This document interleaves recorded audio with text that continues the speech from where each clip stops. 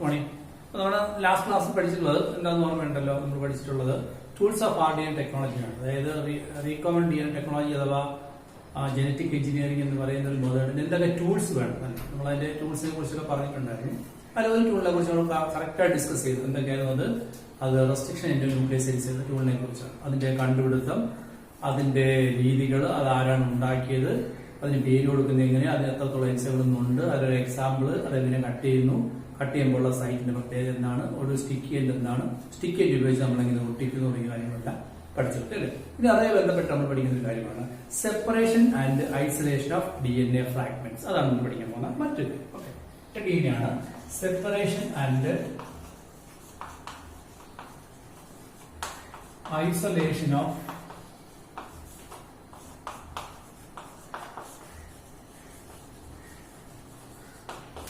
DNA fragments. നമ്മളിവിടെ പല കാര്യങ്ങളും പഠിക്കണം. അതായത്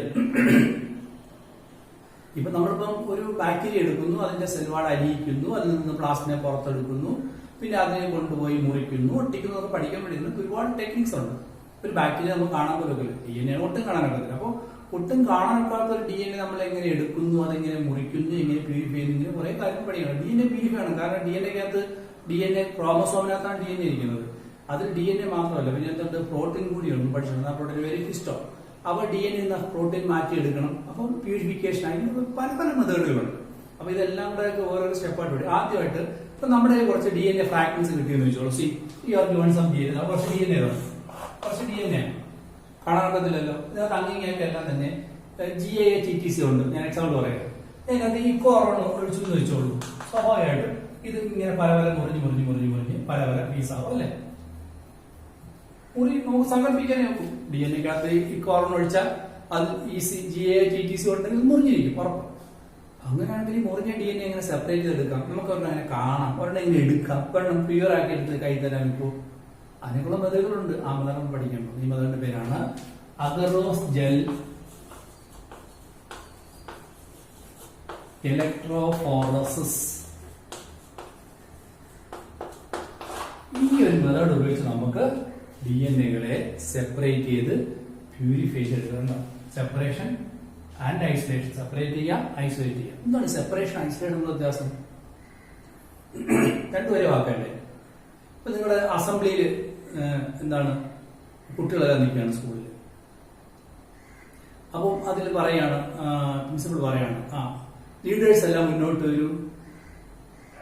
അപ്പൊ ലീഡേഴ്സ് എല്ലാം ഒന്നിച്ചു നിൽക്കുകയാണ്. അപ്പൊ അതെന്താണ്, അതൊരു സെപ്പറേഷൻ ആണ് അല്ലെ. അതിലെ 10Bയിലെ ലീഡർ മുന്നോട്ട് മാറി നിൽക്കൂ, അതൊരു ഐസൊലേഷൻ. അതാണ് സെപ്പറേഷനും ഐസൊലേഷനും വ്യത്യാസം. മനസ്സിലായത്? അതുപോലെ ഈ കുറെ DNA കൂട്ടിയിട്ട് മുറിച്ച് കുറെ പീസ് കിട്ടും. ഇതെല്ലാം ഇത്രയും കിട്ടും. എനിക്ക് ഒരു കഷ്ണത്തെ സെപ്പറേറ്റ് ചെയ്തെടുക്കണം. ഓക്കെ, അതാണ് നമ്മൾ മനസ്സിലായല്ലോ. ഇത് ചെയ്യുന്ന മെത്തേഡ് ഏതാണ്? Agarose gel electrophoresis. ഇലക്ട്രോഫോറസിസ് എന്ന് കേട്ടിട്ടുണ്ടാവും. What's the word meaning electrophoresis? That is separation of anything by using electricity. വൈദ്യുതി ഉപയോഗിച്ച് എന്തിനെ വേർതിരിച്ചാൽ നമുക്ക് ഇലക്ട്രോഫോറസിസ് എന്ന് വിളിക്കാം. ഇവിടെ അഗറോസ് ജെൽ ഇലക്ട്രോഫോറസിസ് ആണ്. ഒരു പ്രത്യേക മെത്തേഡാണ്. അത് ഉപയോഗിച്ച് നമ്മൾ ഇതിനെ സെപ്പറേറ്റ്. നമുക്ക് വേണ്ടതെന്ന് പറയുമ്പോൾ അഗറോസ് ജെൽ പ്ലേറ്റ് വേണം. ഇതാണ് അതിന്റെ medium. Or matrix. Medium or matrix. നമുക്കൊരു മീഡിയം, ഇതിനൊരു മീഡിയം വേണം. ഇതിപ്പോ മീൻ കണ്ടിക്കണമെങ്കിൽ പീസാറ് മുറിക്കണമെങ്കിൽ ഒരു പലക വേണം, അതിൽ പുറത്ത് വെച്ച് മുറിക്കാം അല്ലെ. അപ്പൊ ഒരു മീഡിയം അതിൽ മാത്രമാണ് അതിൽ വെച്ച് മുറിക്കുന്ന പോലെ നമുക്കൊരു സെപ്പറേറ്റ് ഒരു മീഡിയം വേണം. എന്താ മീഡിയം? എന്താണ്? അഗറോസ് ജെൽ പ്ലേറ്റ് ആണ്. Agarose gel plate. എന്താണ് ഈ അഗറോസ് ജെൽ പ്ലേറ്റ്? എന്താണ് അഗറോസ് ജെൽ? ഫസ്റ്റ് പഠിച്ചിട്ടുണ്ട്. Certain red algae like Gracilaria,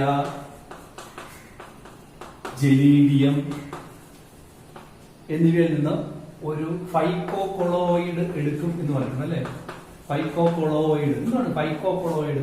ഫൈക്കോ എന്ന് വെച്ചാൽ ആൽഗ, കൊളോയിഡ് എന്ന് വെച്ച് കഴിഞ്ഞാൽ വെള്ളവുമല്ല ഖരവുമല്ലാത്ത ഒരു കുറുകിയ വസ്തു, ഈ കഞ്ഞിവെള്ളം പോലെ കുറുകിയ വസ്തു, അല്ലെങ്കിൽ ജെല്ല് പോലെ. ഈ ആൽഗകൾ എന്ന് പറഞ്ഞാൽ വെള്ളത്തിൽ കിടക്കുന്ന പായലാണ്. അത് നമ്മൾ കൈയെടുത്ത് ഒരു വഴുവഴുപ്പുണ്ടാവും അല്ലേ. അത് ആൽഗയുടെ പുറത്തുള്ള ഒരു കൊളോയിഡ് വസ്തുവാണ്. നിങ്ങൾ ഫസ്റ്റ് ഇയറിനകത്ത് നമ്മൾ ബ്ലൂ ഗ്രീൻ ആകെ പഠിച്ചു. നോസ്റ്റോക്കിന്റെ പടത്തിന്റെ പുറമേ ആയിട്ട് ഇങ്ങനെ കുത്തായിട്ട് ലേബൽ ചെയ്ത് ഓർമ്മയുണ്ടല്ലോ. ഫൈക്കോ കൊളോയിഡ് അഥവാ ഹൈഡ്രോ കൊളോയിഡ് ആ സാധനം. ആൽഗ എടുത്തിട്ട് നമുക്ക് ഒരു വഴുവഴുപ്പാണ്. വെണ്ടയ്ക്ക് എടുത്ത് കഴിഞ്ഞാൽ ഒരു കൊഴുവെടുത്ത വസ്തു വരത്തില്ലേ, അല്ലെങ്കിൽ ചെമ്പരത്തിയുടെ ഇല എടുത്ത് കഴിഞ്ഞാൽ ഒരു വഴുവഴുപ്പ് വരത്തില്ല. ഇതുപോലെ ആൽഗയുടെ പുറത്തുണ്ടായ വഴുവഴുപ്പിനെ സെപ്പറേറ്റ് ചെയ്തെടുക്കാം. അതാണ് ഈ ഏരിയ നടക്കുന്ന ഈ ഗ്രാസിലേറിയ ജെലീഡി എന്ന് പറയുന്ന റെഡ് ആൽഗയിൽ നിൽക്കുന്ന ആ വസ്തു പേരാണ് അഗറോസ്. അഗർ എന്ന് പറയുന്നത് അഗർ. അതിന് ജെല്ലി പോയിട്ട് അഗറോസ് ജെൽ എന്ന് വിളിക്കാം. അത് ആൽഗയിൽ നിൽക്കുന്ന കൊളോയിഡ് ആയതുകൊണ്ട് നമുക്ക് ഫൈക്കോ കൊളോയിഡ് എന്ന് വിളിക്കാം. ഓക്കെ, അപ്പൊ അത് ഉപയോഗിച്ച് പ്ലേറ്റ് ഉണ്ടാക്കും. അതിനെ വിളിക്കുന്നവരാണ് agarose gel plate. Okay, agarose gel plate അതാണ് നമ്മുടെ മീഡിയം. സോ ഇവിടെ നമ്മുടെ മീഡിയം ഞാൻ ഇവിടെ എഴുതുകയാണ്. How do we conduct this agarose gel electrophoresis? Firstly V make A agarose gel plate. ഒരു പ്ലേറ്റ് ഇങ്ങനെ ഉണ്ടാക്കാം.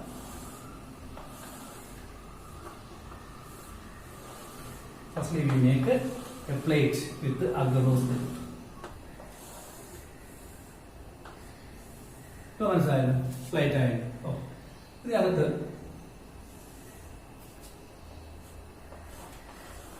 ഇവിടെ ഇങ്ങനെ 1, 2, 3, 4, 5 എഴുതിയിട്ടുണ്ട്. അപ്പൊ ഇതിനെ വിളിക്കുന്ന പേരാണ്, ഇതിന്റെ പേരാണ് അഗറോസ് ജെൽ പ്ലേറ്റ്.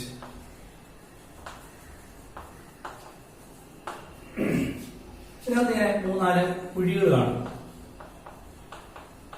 ഇപ്പോഴും വെൽസ് എന്നാണ്. വെൽസ് പറഞ്ഞത് വെല്ലെന്നും ഇപ്പോഴും വെൽസ് എന്നാണ്. നമ്മൾ ഡി എൻ എയുടെ ഫ്രാഗ്മെന്റുകൾ വാങ്ങിയാൽ ഇനി അടുത്ത പരിശോധിച്ചോളൂ. ഡി എൻ എക്ക് ഒരു അടിസ്ഥാനപരമായ ഒരു ഇലക്ട്രിക് ചാർജ് ഉണ്ട്, അത് നെഗറ്റീവ് ചാർജ്.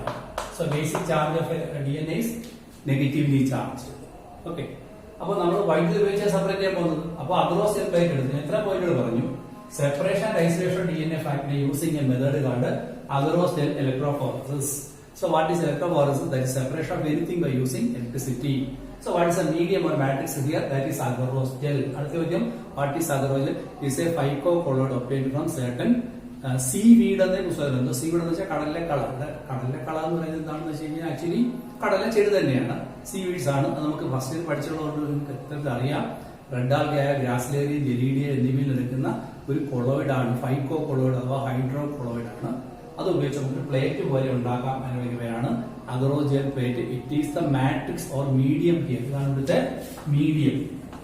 പരീക്ഷയ്ക്ക് ചോദിക്കും, what is the medium or matrix in agarose gel electrophoresis? Agarose gel ഉപയോഗിച്ച് ചെയ്യുന്നതുകൊണ്ടാണ് ഇതിനെ അഗറോസ് ജെൽ ഇലക്ട്രോഫോറസിസ് എന്ന് വിളിക്കുന്നത്. ഓക്കെ, എന്നിട്ട് ഞാൻ ഇതിനകത്ത് ഒരു 3-4 സ്ഥലത്തായിട്ട് കളക്ഷൻ ആയിട്ട് ഇടാൻ വിളിക്കുക. എന്താണ് the collection of D N A at one tip of the agarose gel plate is called well. നീ ഞാനിവിടെ പോസിറ്റീവ് ചാർജ് കൊടുക്കുകയാണ്. സ്വാഭാവിക negative charge D N A molecules അങ്ങോട്ട് അട്രാക്ട് ചെയ്യപ്പെടും.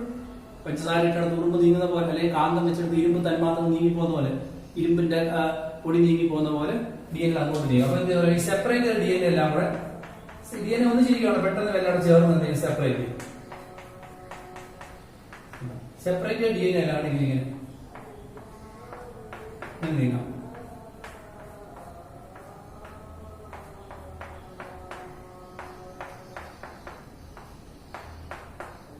പുസ്തകത്തിനകത്ത് ഇത് ഒരു ഭാഗം സെപ്പറേറ്റ് ചെയ്തില്ല. സെപ്പറേറ്റ് ചെയ്ത് ഡൈജഷൻ ആണ്, അൺഡൈജസ്റ്റഡ് എന്ന് അതിനെ വിളിക്കും. അത് നിങ്ങൾ പറഞ്ഞാലും കുഴപ്പമില്ല. ഡൈജസ്റ്റ് എന്ന് വെച്ചാൽ സെപ്പറേറ്റ് ചെയ്യുന്ന അർത്ഥമാണ്. സെപ്പറേറ്റ് ചെയ്ത ഡി എൻ എ സെപ്പറേറ്റ് എല്ലാം കൂട്ടം കൂടി കിടക്കും. ഇപ്പൊ കുറച്ച് വൈക്കോൽ അല്ലെങ്കിൽ കുറച്ച് വൈക്കോൽ കൂട്ടം അല്ലെങ്കിൽ കുറച്ച് നൂല് ഇങ്ങനെ വെട്ടി കൂട്ടിയിട്ട ശേഷം നിങ്ങൾ പിന്നെ പലതരം ചെതറിടുന്നു, അടുത്ത് കൂട്ടിയിടുന്നു. എന്നിട്ട് ഒന്ന് ഫാൻ ഓൺ ചെയ്ത് കഴിഞ്ഞാൽ ഏതായിരിക്കും ആദ്യം പറഞ്ഞു പോകുന്നത്? ചെതറി കിടക്കുന്നത്. അതേപോലെ ഉള്ളൂ. അപ്പൊ ഇവിടെ കൂട്ടത്തോട് കിടക്കുന്ന അൺഡൈജസ്റ്റഡ്, ഇതൊക്കെ ഡൈജസ്റ്റഡ് ആണ്. പുസ്തകത്തിൽ അങ്ങനെ പറയുന്നത് എടുത്ത് പറയാം. ഡൈജസ്റ്റഡ് സെപ്പറേറ്റഡ് ആണ്. അപ്പൊ അതൊന്ന് പെട്ടെന്ന് നമ്മൾ നീങ്ങിപ്പോകും. നീങ്ങിക്കാൻ പോയിക്കൊണ്ടിരിക്കുമ്പോൾ സപ്ലൈ ഓഫ് ചെയ്താൽ എന്ത് ചെയ്യും? എവിടെ വരെ പോയാൽ അവിടെ നിൽക്കും, തിരിച്ചു വരും ഇല്ല. അപ്പൊ ഇതിനകത്ത് നോക്കിയേ, ഡി എൻ എ ഫ്രാഗ്മെന്റ് അങ്ങോട്ട് നീങ്ങിയപ്പോൾ ആരായിരിക്കും പെട്ടെന്ന് നീങ്ങുമെന്ന് പറയുമ്പോൾ ഇത് സ്മാളർ ഫ്രാഗ്മെന്റ് ആണ്. സ്മാളർ ഫ്രാഗ്മെന്റ് ഞാൻ ഇൻസൈറ്റ് ആയിട്ട് പടം കൂടെ നോക്കണം. ചെറിയ കഷ്ണങ്ങൾ ആദ്യം നീങ്ങും. വേഗത്തിൽ നീങ്ങുന്ന ചെറിയ ഫ്രാഗ്മെന്റ്സ് ആയിരിക്കും. ഒന്ന് നോക്കി, ഒരു വൈക്കോൽ കൂനയുടെ മുകളിൽ നിങ്ങൾ കുറച്ച് നീളമുള്ള കമ്പി, കുറച്ച് മുട്ടുസൂചികൾ മുകളിൽ ഇട്ടതിന് ശേഷം വൈക്കോൽ കൂന ഒന്ന് കുലുക്കുവാണെങ്കിൽ ഏറ്റവും താഴെ വരുന്ന ആരായിരിക്കും? ചെറിയ മുട്ടുസൂചികളായിരിക്കും അല്ലെ? ചെറിയ കഷ്ണത്തെ പെട്ടെന്ന് നീങ്ങിപ്പോകാൻ കഴിയും. അല്ലെങ്കിൽ ആൾക്കൂട്ടത്തിന്റെ ഇടയിൽ കൂടെ ഒരാൾ ഓടി, രണ്ടുപേരെ അപ്പുറത്ത് ഓടിപ്പോ, ഒരു കൊച്ചുകുട്ടി ഒരു വലിയ ആൾ ഒരാൾക്കൂടെ തന്നെ ഓടിപ്പോയാൽ ആരെങ്കിലും എപ്പോഴും ആദ്യം ചുട്ടിയായിരിക്കും അത് പെട്ടെന്നല്ലേ. അതിന്റെ പുസ്തകം small fragment DNA have high resolution power, they can resolve fastly. Resolve എന്ന് പറയുന്നത് നീങ്ങി പോവുക. So smaller fragment can move fastly. So who will move fast? Smaller fragment. So ഇതെല്ലാം DNA ആണ്. ഇത് DNA ആണ്, ഇത് DNA ആണ്. അതിൽ സ്മാളർ DNA മൂവ് ഫാർത്തർ. അപ്പൊ നമ്മൾ നിർത്തി വെച്ചു. അപ്പൊ നമ്മൾ എന്ത് ചെയ്തു? DNA ഐസൊലേറ്റ് ചെയ്തു, അല്ല സെപ്പറേറ്റ് ചെയ്തു, അല്ലെ കൂടിക്കിടക്കുന്നത് സെപ്പറേറ്റ് ചെയ്തു. സിമ്പിൾ സ്റ്റെപ്പ് അല്ലേ? എത്ര ബാക്കി പറയുന്ന സംഭവത്തിലേ ഉള്ളൂ എന്ന് പറയുന്നു. We make a medium or matrix by using agarose gel plate. What is agarose gel plate? It is a hydrocolloid or phycocolloid obtained from seaweeds എന്ന പുസ്തകത്തിലുള്ളൂ. നിങ്ങൾക്കറിയാം ഗ്രാസിലേറിയ ജെല്ലിഡിയ എന്ന് പറയുന്ന റെഡ് ആൽഗേ ആണ്. അതിന്റെ വരക്കത്തായിട്ട് DNA ഫ്രാഗ്മെന്റ്സ് കളക്ട് ചെയ്ത് Wells. Opposite positive end ഈ പടം കൊടുത്തിട്ട് പോസിറ്റീവ് എൻഡ് അല്ലെങ്കിൽ എ ബി എന്ന് കൊടുത്തിട്ട് പറയും എ ബി ബി എൻഡിൽ കൊടുക്കേണ്ട ഇലക്ട്രിക് ചാർജ് എന്താണെന്ന് ചോദിക്കും. അപ്പോൾ നെഗറ്റീവ് ആണോ പോസിറ്റീവ് ആണോ? Positive. Why? Because DNAs are negatively charged. മനസ്സിലായി? അപ്പോൾ they move farther. Then separated or digested DNA അത് നിങ്ങൾ പറഞ്ഞതിന് കുഴപ്പമില്ല, പുസ്തകത്തിനകത്ത് നോട്ടിലൊന്നും പറയുന്നില്ല, പഠനത്തിൽ താഴെ എഴുതി വെച്ചിട്ടേ ഉള്ളൂ. So DNA began to resolve through the agarose gel plate. DNAകൾ ഈ agarose gel plate റിസോൾവ് ചെയ്യാൻ തുടങ്ങും. റിസോൾവ് ചെയ്ത് വെച്ചാൽ അരിച്ചരിച്ച് നീങ്ങുന്ന അർത്ഥം. Who move farther? Smaller fragment move farther. ഇനി നമുക്ക് ഈ DNA കാണാം. DNA കാണാൻ നോക്കില്ല, ചെറുതാണല്ലോ. അതിനിടെ നമ്മൾ എന്ത് അറിയാമോ? നമുക്കൊരു സ്റ്റെയിൻ ഉപയോഗിക്കാം. സ്റ്റെയിന്റെ പേര് we can stain the DNA with ethidium bromide. ethidium bromide കൊടുത്ത് സ്റ്റെയിൻ ചെയ്യാം. ഈ പ്ലേറ്റ് അപ്പാടെ തന്നെ എത്രയും ബ്രോമൈഡ് ചിലപ്പോൾ പതുക്കെ താത്ത് പിടിക്കും. താത്ത് പിടിക്കുമ്പോൾ അതിനകത്തെല്ലാം എന്ത് പറ്റും?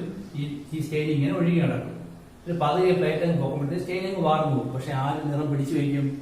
ഈ DNAകൾ നിറം പിടിച്ചു വയ്ക്കും. മനസ്സിലായി? കോട്ടൺ തുണി, പോളിസ്റ്റർ തുണികളെല്ലാം തുണ്ടെടുത്ത് നിങ്ങൾ നീലത്തിൽ മുക്കിയ ശേഷം ആ നീലം അങ്ങ് അരിച്ചു കളഞ്ഞ് ഏത് തുണിക്കകത്ത് മാത്രമേ നീലം കാണത്തുള്ളൂ, കോട്ടൺ തുണിക്കകത്തേ കാണത്തുള്ളൂ. അതേപോലെ ഇതിനകത്തെല്ലാം ഈ നിറം പിടിച്ചിരിക്കും. അതിന്റെ എത്രയും ബ്രോമൈഡ് നിറം. പക്ഷെ അപ്പോഴും നമുക്ക് കാണാനില്ല. എന്താണെന്ന് അറിയാം? എന്നിട്ട് ഇതിനെ UV ലൈറ്റിൽ വെച്ച് നോക്കണം. നമ്മുടെ ഏത് ലൈറ്റ് വെച്ച് നോക്കണം? UV light. UV ലൈറ്റിൽ വെച്ച് നോക്കിക്കഴിഞ്ഞാൽ we can see these as orange bands. Orange band ആയിട്ട് കാണാം. കണ്ടോ? അപ്പൊ നമ്മള് how we visualize the DNA? By staining with ethylene bromide and observed under which light? UV light. Ultraviolet light നോക്കിക്കഴിഞ്ഞാൽ DNAs are appeared as orange bands. എല്ലാം point ആണ്. What is the stain used for staining DNA? Ethylene bromide. What is the light used for visualizing the DNA fragment? UV light. And what will be the color of the appearing DNA? Orange bands. Orange ന്റെ ചെറിയ ചെറിയ കഷ്ണങ്ങളായിട്ട് ഇങ്ങനെ കാണാൻ. അപ്പൊ നമുക്ക് ഇങ്ങനെ കാണാം. കണ്ടില്ലേ? ഇങ്ങനെയാണ് DNA എന്ത് ചെയ്യുന്നത്? ഐസൊലേറ്റ് ചെയ്ത് സെപ്പറേറ്റ് ചെയ്ത്, അല്ലെ? So we good to separate. Isolate ചെയ്താണ് മാറ്റിയെടുത്ത് വേറെ ആക്കി ഇവിടെ കൊണ്ടുവച്ചു. ഇനി ഇതിൽ നിന്നും ഒരു DNA എനിക്ക് എടുക്കണമെന്നുണ്ടെങ്കിൽ ഇപ്പൊ എനിക്ക് DNA എടുക്കണമെന്ന് വെച്ചോളൂ. ഞാൻ എന്ത് ചെയ്യുന്നത്? ഇത്രയും ഭാഗം ഇനി മുറിച്ചെടുക്കും. ഇത്രയും ഭാഗം ഒരു കേക്ക് മുറിക്കുന്നത് മുറിച്ചിങ് എടുക്കും. ഉണ്ടോ? ഇതാ ഒരു കേക്ക് കഷ്ണം മുറിച്ചെടുത്താൽ മതി. ഞാൻ മുറിച്ചെടുക്കും. DNA നടക്കിരിപ്പുണ്ട്. മാറ്റി കിട്ടിയില്ലേ? നിങ്ങളുടെ മെഴുതി എന്നൊക്കെ പറയണം. അതിനകത്ത് ആ നൂലിങ് എടുത്തിരിക്കുന്നു. അതിനകത്ത് മെഴുതി കത്തിക്കും. ഒരു ചരിഞ്ഞ പ്ലേറ്റിനകത്തോട്ട് മെഴുതിയിട്ട് അടി ചൂടായി കൊടുത്താൽ ആ ഉരുവി അങ്ങ് പോകും. മെഴുകുരി അങ്ങ് പോകും. മൂലം ഒരു കുഴപ്പമില്ല എടുത്തൂടെ? അതേപോലെ ചില കെമിക്കൽ പ്രോസസ് ഉപയോഗിച്ച് ഈ ജെല്ലങ്ങ് അരിയിച്ച് കളഞ്ഞപ്പോഴത്തേക്കും we can get the DNA separated. മനസ്സിലായില്ലേ? So there are certain techniques to separate the DNA fragment from the agarose gel plate. That method of separation of DNA from the plate is called elution. ഇതിന്റെ പേരാണ് elution. മനസ്സിലായോ? Elution. What is elution? Elution is a process of separation of DNA from agarose gel plate is called elution. So ഇതിൽ പറയുന്ന ആ ഒരു definition വേണമെങ്കിൽ ഞാൻ പറയാം. ഇലൂഷൻ എന്ന് പറയുന്നത് ഇത്രയാണ്. Separation of DNA is taken out by cutting from agarose gel plate and isolated from agarose gel piece using certain steps. ചില മെത്തേഡുകളൊക്കെ ഉണ്ട്. മെഴുതിൽ നിന്ന് മൂലം എടുക്കാൻ പറഞ്ഞാൽ നിങ്ങൾ ഒരു ചരിഞ്ഞ പ്ലേറ്റ് എടുക്കുന്നു, അതിനകത്ത് മെഴുതിൽ വയ്ക്കുന്നു, അടിയിൽ തീ കത്തിക്കുന്നു എന്നൊക്കെ പറഞ്ഞ പോലെ ഉള്ളൂ. ചില സ്റ്റെപ്പിലൂടെ ഇതിനെ അലിയിച്ചാൽ കളയാം. ഇപ്പോഴത്തെ നമുക്ക് എന്ത് കിട്ടും? DNA കിട്ടും. അത് എളുപ്പമല്ലേ? എളുപ്പമല്ലേ? വീണ്ടും വീണ്ടും വേണ്ട കാര്യമില്ലല്ലോ. ഒന്നുകൂടെ പറയാം. What is staining of DNA? Stain ethidium bromide. What is the light used for visualizing DNA? UV light. What is the color of the DNA when visualized under UV light? Orange bands. അതൊക്കെ എന്നെ ചോദിക്കുന്നതാണ്. പരീക്ഷയ്ക്കുള്ള ഈ പടം കൊണ്ട് തരും. പഴയ ചോദിക്കും identify the method. അപ്പം agarose electrophoresis. What is the game? Separation and exit of DNA fragment. What is the stain used for? Ethylene bromide. What is the electric charge that must be given at the B point? Positive. Why? Because DNAs are negatively charged. Then what is elution? Separation of the DNA fragment from the agarose plate or agarose piece is called elution. ഇങ്ങനെ ചുമ്മാ ചിലപ്പോൾ match following ആയിട്ടായിരിക്കും ചോദിക്കുന്നത്. Agarose plate, agarose ഇലക്ട്രോഫോറസ്, അപ്പുറത്ത് ബയോളിസ്റ്റിക്സ് എന്നാലും കൊടുത്തിരിക്കുന്നു. അപ്പൊ ഇതാണ് ഇലൂഷൻ. അങ്ങനെ ഒന്നും പഠിക്കാനുണ്ട്, അതുകൊണ്ടാണ് ഈസി അല്ലേ. ഈ പടം ഇൻസൈറ്റ് കിടക്കുന്ന പടം ഇതുപോലെ വരച്ച് വെച്ച് പഠിച്ചോണം. ഈ പോയിന്റ് എല്ലാം എഴുതി പോകണം. ലെക്ചർ നോട്ട് തയ്യാറാക്കുമ്പോൾ ഇങ്ങനെ എഴുതുക, പിന്നെ പുസ്തകം നോക്കി നോട്ട് തയ്യാറാക്കാം. Okay, yes. ഇനി നമ്മൾ എന്ത് പഠിച്ചുകൊണ്ടിരിക്കുന്നത്? നമ്മൾ പഠിച്ചുകൊണ്ടിരിക്കുന്നത് ടൂൾസ് ഓഫ് RDA ടെക്നോളജിയാണ്. ഒരു ടൂളിനെ കുറിച്ച് പഠിച്ചോളൂ. ഏതാണ്? Restriction in nucleosis. അത് പറഞ്ഞപ്പോൾ നിങ്ങൾ പറഞ്ഞു എന്നേ ഉള്ളൂ. അടുത്ത ടൂൾ വെക്ടർ. അതിന്റെ ഇടയ്ക്ക് വേറെ ഉണ്ട്, എന്തൊക്കെയുണ്ട്? ലിഗേസ് ഉണ്ട്, പഠിക്കുന്നില്ല. DNA പോളിമറൈസേഷൻ ഉണ്ട്, പഠിക്കുന്നില്ല. ഹോസ്റ്റ് ഉണ്ട്, പഠിക്കുന്നില്ല. നമ്മൾ ഇതൊക്കെ പഠിക്കുന്നുണ്ട്. ഈ വെക്ടർ പ്രധാനപ്പെട്ട ഒരു ടൂളാണ്. കാര്യങ്ങൾ ചോദിക്കുന്നത് വായിക്കാൻ ഈ പടമൊക്കെ വരച്ചോണം. പടം അനുസരിച്ചുള്ള ആൾ ഇതുപോലെ വരച്ചെടുക്കണം.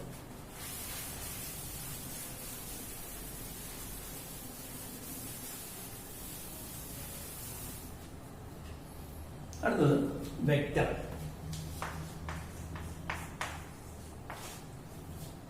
What is a vector? Vector is an agent that is transferring a foreign DNA into a host. അതാണ് ഡെഫിനിഷൻ അല്ലേ. What is a vector? Malaria എന്ന് വെച്ച് കഴിഞ്ഞാൽ it is an organism that transferring the pathogen from one organism to another. ഇവിടെ വെക്ടറിൻ RDA technology എന്ന് പറഞ്ഞാൽ it is a plasmid or a agent that is transferring a foreign gene into a host organism. നമ്മൾ പഠിച്ച vector ആരാണ്? പ്ലാസ്മിഡാണ്. ഇന്നത്തെ പ്ലാസ്മിനെ കുറിച്ച് പഠിച്ചോളൂ അല്ലേ. അപ്പൊ വെക്ടർ എന്താണ്? വേറെ ആരെങ്കിലും വെക്ടറായിട്ട് ഉപയോഗിക്കുക? വെക്ടർ ഉണ്ടാകുന്ന ഗുണങ്ങൾ എന്തൊക്കെയാണ് നമ്മൾ അറിഞ്ഞിരിക്കണം. അപ്പൊ ആദ്യം പറയാൻ പോകണം. What is a vector? Vector is A DNA or a agent that is transferring a foreign DNA into a host organism in RDA technology. RDA ടെക്നോളജിക്കകത്ത് ഒരു ഫോറിൻ DNA ഒരു ഹോസ്റ്റ് കൊണ്ടു കൊടുക്കുന്ന ആരോ ആയിക്കോട്ടെ, അയാളെ വിളിക്കുകയാണ് വെക്ടർ. നമ്മൾ പഠിച്ചതനുസരിച്ച് ആരാണ്? പ്ലാസ്മിഡാണ്. എന്നാൽ വെക്ടറായിട്ട് വേറെ രാസായനങ്ങൾ ഉപയോഗിക്കാം. ആരാണ്? ബാക്ടീരിയോഫേജിനെ ഉപയോഗിക്കാം, പ്ലാസ്മിഡിനെ ഉപയോഗിക്കാം. അപ്പൊ നമ്മൾ ഇത്ര നേരം പഠിച്ച ഒരു വെക്ടറിനെ കുറിച്ച് ഞാൻ വേറെ വെക്ടറാണ് പറഞ്ഞത്. ഏതാണ്? ബാക്ടീരിയോഫേജ്. ബാക്ടീരിയോഫേജ് ആരാണ്? It is a virus. അപ്പൊ virus is also can be used as a vector അല്ലേ. അപ്പൊ നമ്മൾ വെക്ടറായിട്ട് വൈറസിനെ ഉപയോഗിക്കും. നമ്മൾ നേരത്തെ പഠിച്ചു വൈറസിന്റെ സ്വഭാവം ഉണ്ട്. എന്താണ് വൈറസ് സ്വഭാവം എന്ന് പറഞ്ഞാൽ ഞാൻ പറഞ്ഞു കഴിഞ്ഞ ക്ലാസ് നമ്മൾ പഠിച്ചാണ്. ഇതിൽ ബാക്ടീരിയ ഒരു വൈറസ് ആക്രമിക്കാൻ വരുന്നതാണ്. ഒരു ഫോട്ടോസ് ഒക്കെ ഇട്ട് കാണിച്ചിട്ടുണ്ടോ? വരുവാണെങ്കിൽ അയാൾ തന്റെ DNA കടത്തി വിടുമെന്ന് പറഞ്ഞു. എന്നിട്ട് ഈ DNA ഒന്ന് ഇതിനകത്ത് ഒട്ടിയിരിക്കുമെന്ന് പറഞ്ഞു. ഒട്ടിയിരിക്കുമ്പോൾ അതറിയാതെ ബാക്ടീരിയ മൾട്ടിപ്പിൾ ചെയ്തുകൊണ്ടിരിക്കുമെന്ന് പറഞ്ഞു, അല്ലെങ്കിൽ മൾട്ടിപ്പിൾ ചെയ്തുകൊണ്ടിരിക്കുമെന്ന് പറഞ്ഞു. അപ്പൊ സ്വാഭാവികമായിട്ടും ഈ ഫോറിൻ DNA മൾട്ടിപ്പിൾ ചെയ്തുകൊണ്ടേയിരിക്കും. ഈ ബാക്ടീരിയ 100 ആകുമ്പോഴത്തേക്ക് 100 ഈ DNA കാണും അല്ലെ. DNA multiple. അപ്പൊ നമ്മൾ എങ്ങനെ ഉപയോഗപ്പെടുത്താം?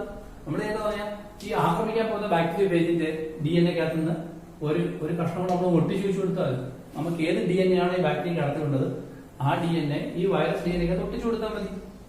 സ്വാഭാവികമായിട്ട് വൈറസ് DNA-നകത്ത് കയറുമ്പോൾ അതൊന്ന് ഇതിനകത്ത് തൊട്ടുമ്പോൾ അതുകൊണ്ട് ഒട്ടിക്കോളും. This method can be used for transferring foreign DNA into a host organism. So bacteriophage is a vector. ഇനി നിങ്ങൾ ചോദിക്കും ഇതിൽ രണ്ടിൽ ആരാണ്? എന്താ വെക്ടർ? നല്ല വെക്ടർ ഇയാൾ തന്നെയാണ്. കാരണം ഹൈ കോപ്പി നമ്പർ വിളിച്ചു. കാരണം ഇത് പെട്ടെന്ന് മൾട്ടിപ്പിൾ DNA ആണ് വൈറസിന്റെ DNA. അപ്പൊ അതിനകത്ത് ഒട്ടിച്ചു കൊടുത്തു കഴിഞ്ഞാൽ അതും പെട്ടെന്ന് multiple. For cloning RDA technology that's called cloning vector are bacteriophage. മറ്റൊന്ന് plasmid. What is a plasmid? Sorry, what is a vector? Vector is an agent that is transferring a foreign gene into a host organism. ഒരു foreign ജീനെ host ഓർഗനിസത്തിലേക്ക് കൈമാറുന്ന transfer ചെയ്യുന്ന ആരെ നമുക്ക് എന്ത് വിളിക്കാം? Vector എന്ന് വിളിക്കാം. അപ്പം what is a vector in the case of transmitting A disease like malaria? Malaria പരത്തുന്ന തരത്തിൽ ആരാണ് വെക്ടർ എന്ന് വെച്ച് കഴിഞ്ഞാൽ you can clearly say that is mosquito അല്ലെ. അപ്പൊ എനിക്ക് മലേറിയ ഉണ്ടെങ്കിൽ എന്നെ കടിക്കുന്ന കൊതുക് നിങ്ങൾ അതിന്റെ ചോരയിലൂടെ കൊണ്ടുവന്ന് നിങ്ങൾ കുത്തിത്തരും. ഇതുപോലെ ഒരു ജീവിയുടെ DNA, തന്റേതെല്ലാം DNA, foreign DNA, alien DNA, അതിനെ ഒരു ബാക്ടീരിയ എന്ന് പറയുന്ന ഹോസ്റ്റിലേക്ക് കൊണ്ടു കൊടുക്കുന്ന ആശാനാണ് വെക്ടർ. അപ്പോൾ RDNA ടെക്നോളജിയിൽ വെക്ടർ എന്താണെന്ന് വെച്ചാൽ പറയാം, we can say that it is an agent that is transferring a foreign DNA into a host organism is called vector. Here the vector is plasmid. നമ്മൾ പഠിച്ചതിനകത്ത് പ്ലാസ്മിഡ് ആണ്. ഇപ്പോൾ ഒരാളുടെ പേര് ഞാൻ പറഞ്ഞു എന്താണ്, ബാക്ടീരിയോഫേജ് ഒരു വെക്ടർ ആണെന്ന് ഞാൻ പറഞ്ഞു. ബാക്ടീരിയോഫേജ് എന്ന് പറഞ്ഞാൽ ആരാണ് ആക്ച്വലി വൈറസ്. വൈറസ് എങ്ങനെ വെക്ടർ ഉപയോഗിക്കും? ഞാൻ കഴിഞ്ഞ ക്ലാസ് പറഞ്ഞിരുന്നു. അതായത് ഒരു ബാക്ടീരിയ, ഇതൊരു ബാക്ടീരിയ ആണ്, അതിനകത്ത് ഒരു ബാക്ടീരിയോഫേജ് ആക്രമിക്കാൻ വരുമ്പോൾ അത് അതിന്റെ DNA ഈ സെല്ലിനകത്തേക്ക് കടത്തിവിട്ടതിന് ശേഷം ആ DNA വന്ന് ഈ ഹോസ്റ്റ് DNA ഒട്ടിയിരിക്കും. ഇതിനെ ലൈസോജനിക് സൈക്കിൾ എന്നാണ് വിളിക്കുന്നത്, അല്ല ലൈറ്റിക് സൈക്കിൾ എന്നാണ് വിളിക്കുന്നത്. പഠിക്കാനില്ല. ഇത് അറിയാതെ ഈ ബാക്ടീരിയ മൾട്ടിപ്ലൈ ചെയ്തുകൊണ്ടിരിക്കും. ഈ ബാക്ടീരിയ മൾട്ടിപ്ലൈ 100 ആകുമ്പോൾ ആരുമാവും, ഈ ഫോറിൻ ഈ വൈറസിന്റെ DNA 100 ആവും. കുറെ കഴിയുമ്പോൾ വൈറസിന്റെ DNA സെപ്പറേറ്റ് ചെയ്തിട്ട് ഒരു പ്രോട്ടീൻ കോട്ട് ഉണ്ടാക്കി പുറത്തിയാണ് ഈ സെല്ലിനെ ഒന്ന് പുറത്തിയാണ്. അപ്പൊ 100 ബാക്ടീരിയ 100 പുറത്തിയാണ് അല്ലേ. അതാണ് ഈ വൈറസിന്റെ ഒരു സ്വഭാവം. അപ്പൊ നമുക്കൊരു ഫോറിൻ ജീൻ ഈ ബാക്ടീരിയ കണ്ടുകൊണ്ട് എന്ത് ചെയ്താൽ മതി, ഈ ബാക്ടീരിയ പേജിനകത്ത് ആ ഫോറിൻ ജീൻ ഒട്ടിച്ചു കൊടുത്താൽ മതി. ആ DNA വരുമ്പോൾ ഇതിനകത്ത് ഒട്ടിക്കോളും. ഈ ബാക്ടീരിയ മൾട്ടിപ്ലൈ ചെയ്തോറും അത് മൾട്ടിപ്ലൈ ചെയ്തോണ്ടിരിക്കും അല്ലേ. ഇതാണ് ഒരു മെത്തേഡ്. അപ്പൊ നിങ്ങൾ ചോദിക്കും ഇതിനെ കുറിച്ച് വല്ലാണ്ട് പഠിക്കാനില്ല, ജസ്റ്റ് പറയുന്നത്. അപ്പൊ നിങ്ങൾ ചോദിക്കും ആരാ നല്ല വെക്ടർ? ഇത് നല്ല വെക്ടർ എപ്പോഴും ബാക്ടീരിയയിലാണ് നല്ല വെക്ടർ, പ്ലാസ്മിഡിനെ കഴിയും. പക്ഷേ പ്ലാസ്മിഡിനെ കാഴും ബാക്ടീരിയ ഉപയോഗിച്ച് ഈ മെത്തേഡ് ചെയ്യാൻ വളരെ ബുദ്ധിമുട്ടാണ്. നല്ല വെക്ടറാണ്. കാരണം ഇത് മാക്സിമം കോപ്പി നമ്പർ ലഭിച്ചിട്ടുണ്ട്, പെട്ടെന്ന് മൾട്ടിപ്ലൈ ചെയ്യുന്ന സ്വഭാവം വൈറസിനുള്ളതുകൊണ്ട് അതാണ് നല്ല വെക്ടർ. പക്ഷേ കോമൺ ആയിട്ട് പ്ലാസ്മിഡ് മാത്രമേ ഉപയോഗിക്കാറുള്ളൂ. ഓക്കെ, അപ്പൊ ഞാൻ ഇപ്പൊ എന്ത് പറഞ്ഞത്, ക്ലോണിംഗ് വെക്ടറായിട്ട് ഉപയോഗിക്കുന്ന രണ്ട് ആശയങ്ങളുടെ പേര് ഞാൻ ചോദിച്ചു. ഒന്ന് ബാക്ടീരിയോഫേജ്, മറ്റൊന്ന് പ്ലാസ്മിഡ്. ഇതിൽ ആരാണ് നല്ലതെന്ന് ഞാൻ പറഞ്ഞു, ബാക്ടീരിയോഫേജ് ആണ്. എന്താ കാരണം എന്ന് ഞാൻ പറഞ്ഞു, മാക്സിമം കോപ്പി നമ്പർ ലഭിക്കും, പെട്ടെന്ന് ഡെവലപ്പ് ചെയ്യുന്ന ഒരു കഴിവ് വഹിക്കുന്നുണ്ട്, ഡിവൈഡ് ചെയ്യുന്ന ഒരു കഴിവ് അതിന്റെ DNA കൊണ്ട് മാത്രമാണ്. അപ്പോൾ നമുക്ക് തിരിച്ച് പ്ലാസ്മിലേക്ക് വരാം. അപ്പോ ഒരു വെക്ടറായിട്ട് നമുക്ക് ഈ ബാക്ടീരിയോഫേജിനെ പ്ലാസ്മിഡ് ഉപയോഗിക്കുമ്പോൾ ഈ പ്ലാസ്മിഡ് ആണ് ഉപയോഗിക്കുന്നതെങ്കിൽ അതിന് കുറെ സ്വഭാവം ഉണ്ടായിരിക്കും. Ideal characters. What are the ideal characters of A vector? ഒരു വെക്ടറിന്റെ ഐഡിയൽ ക്യാരക്ടേഴ്സ് ഉണ്ട്. ഐഡിയൽ ക്യാരക്ടർ നമ്മൾ ചില കാര്യങ്ങൾ തീരുമാനിക്കുമ്പോൾ ചില നല്ല ഗുണങ്ങൾ ഉണ്ടായിരിക്കും. അപ്പോ നിങ്ങളുടെ വീട്ടിൽ ഒരു കല്യാണാലോചനയ്ക്ക് ഒരു പയ്യൻ വരുമ്പോൾ നിങ്ങളുടെ സഹോദരിക്കോ ഒരു ബന്ധുവിനോ ഒരു പയ്യൻ വരുമ്പോൾ നമ്മൾ സ്വഭാവങ്ങൾ തിരക്കത്തില്ലേ? അങ്ങനെ സ്വഭാവം തിരക്കുമ്പോൾ ഏറ്റവും നല്ല ഗുണങ്ങൾ എന്തൊക്കെ ഉണ്ടായിരിക്കും നമ്മൾ ആഗ്രഹിക്കുന്ന പോലെ ഒരു വെക്ടറിന് നല്ല ഗുണങ്ങൾ ഉണ്ടായിരിക്കണം അല്ലെ. അതിലൊന്നാണ് ഒരു കാര്യമാണ്, ഒന്ന് മാക്സിമം കോപ്പി നമ്പറബിലിറ്റി.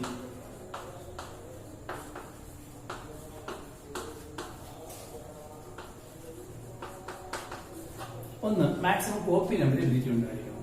അതെന്തോ അങ്ങനെ അതിന്റെ കാരണമാണ് ചില ബാക്ടീരിയക്ക്.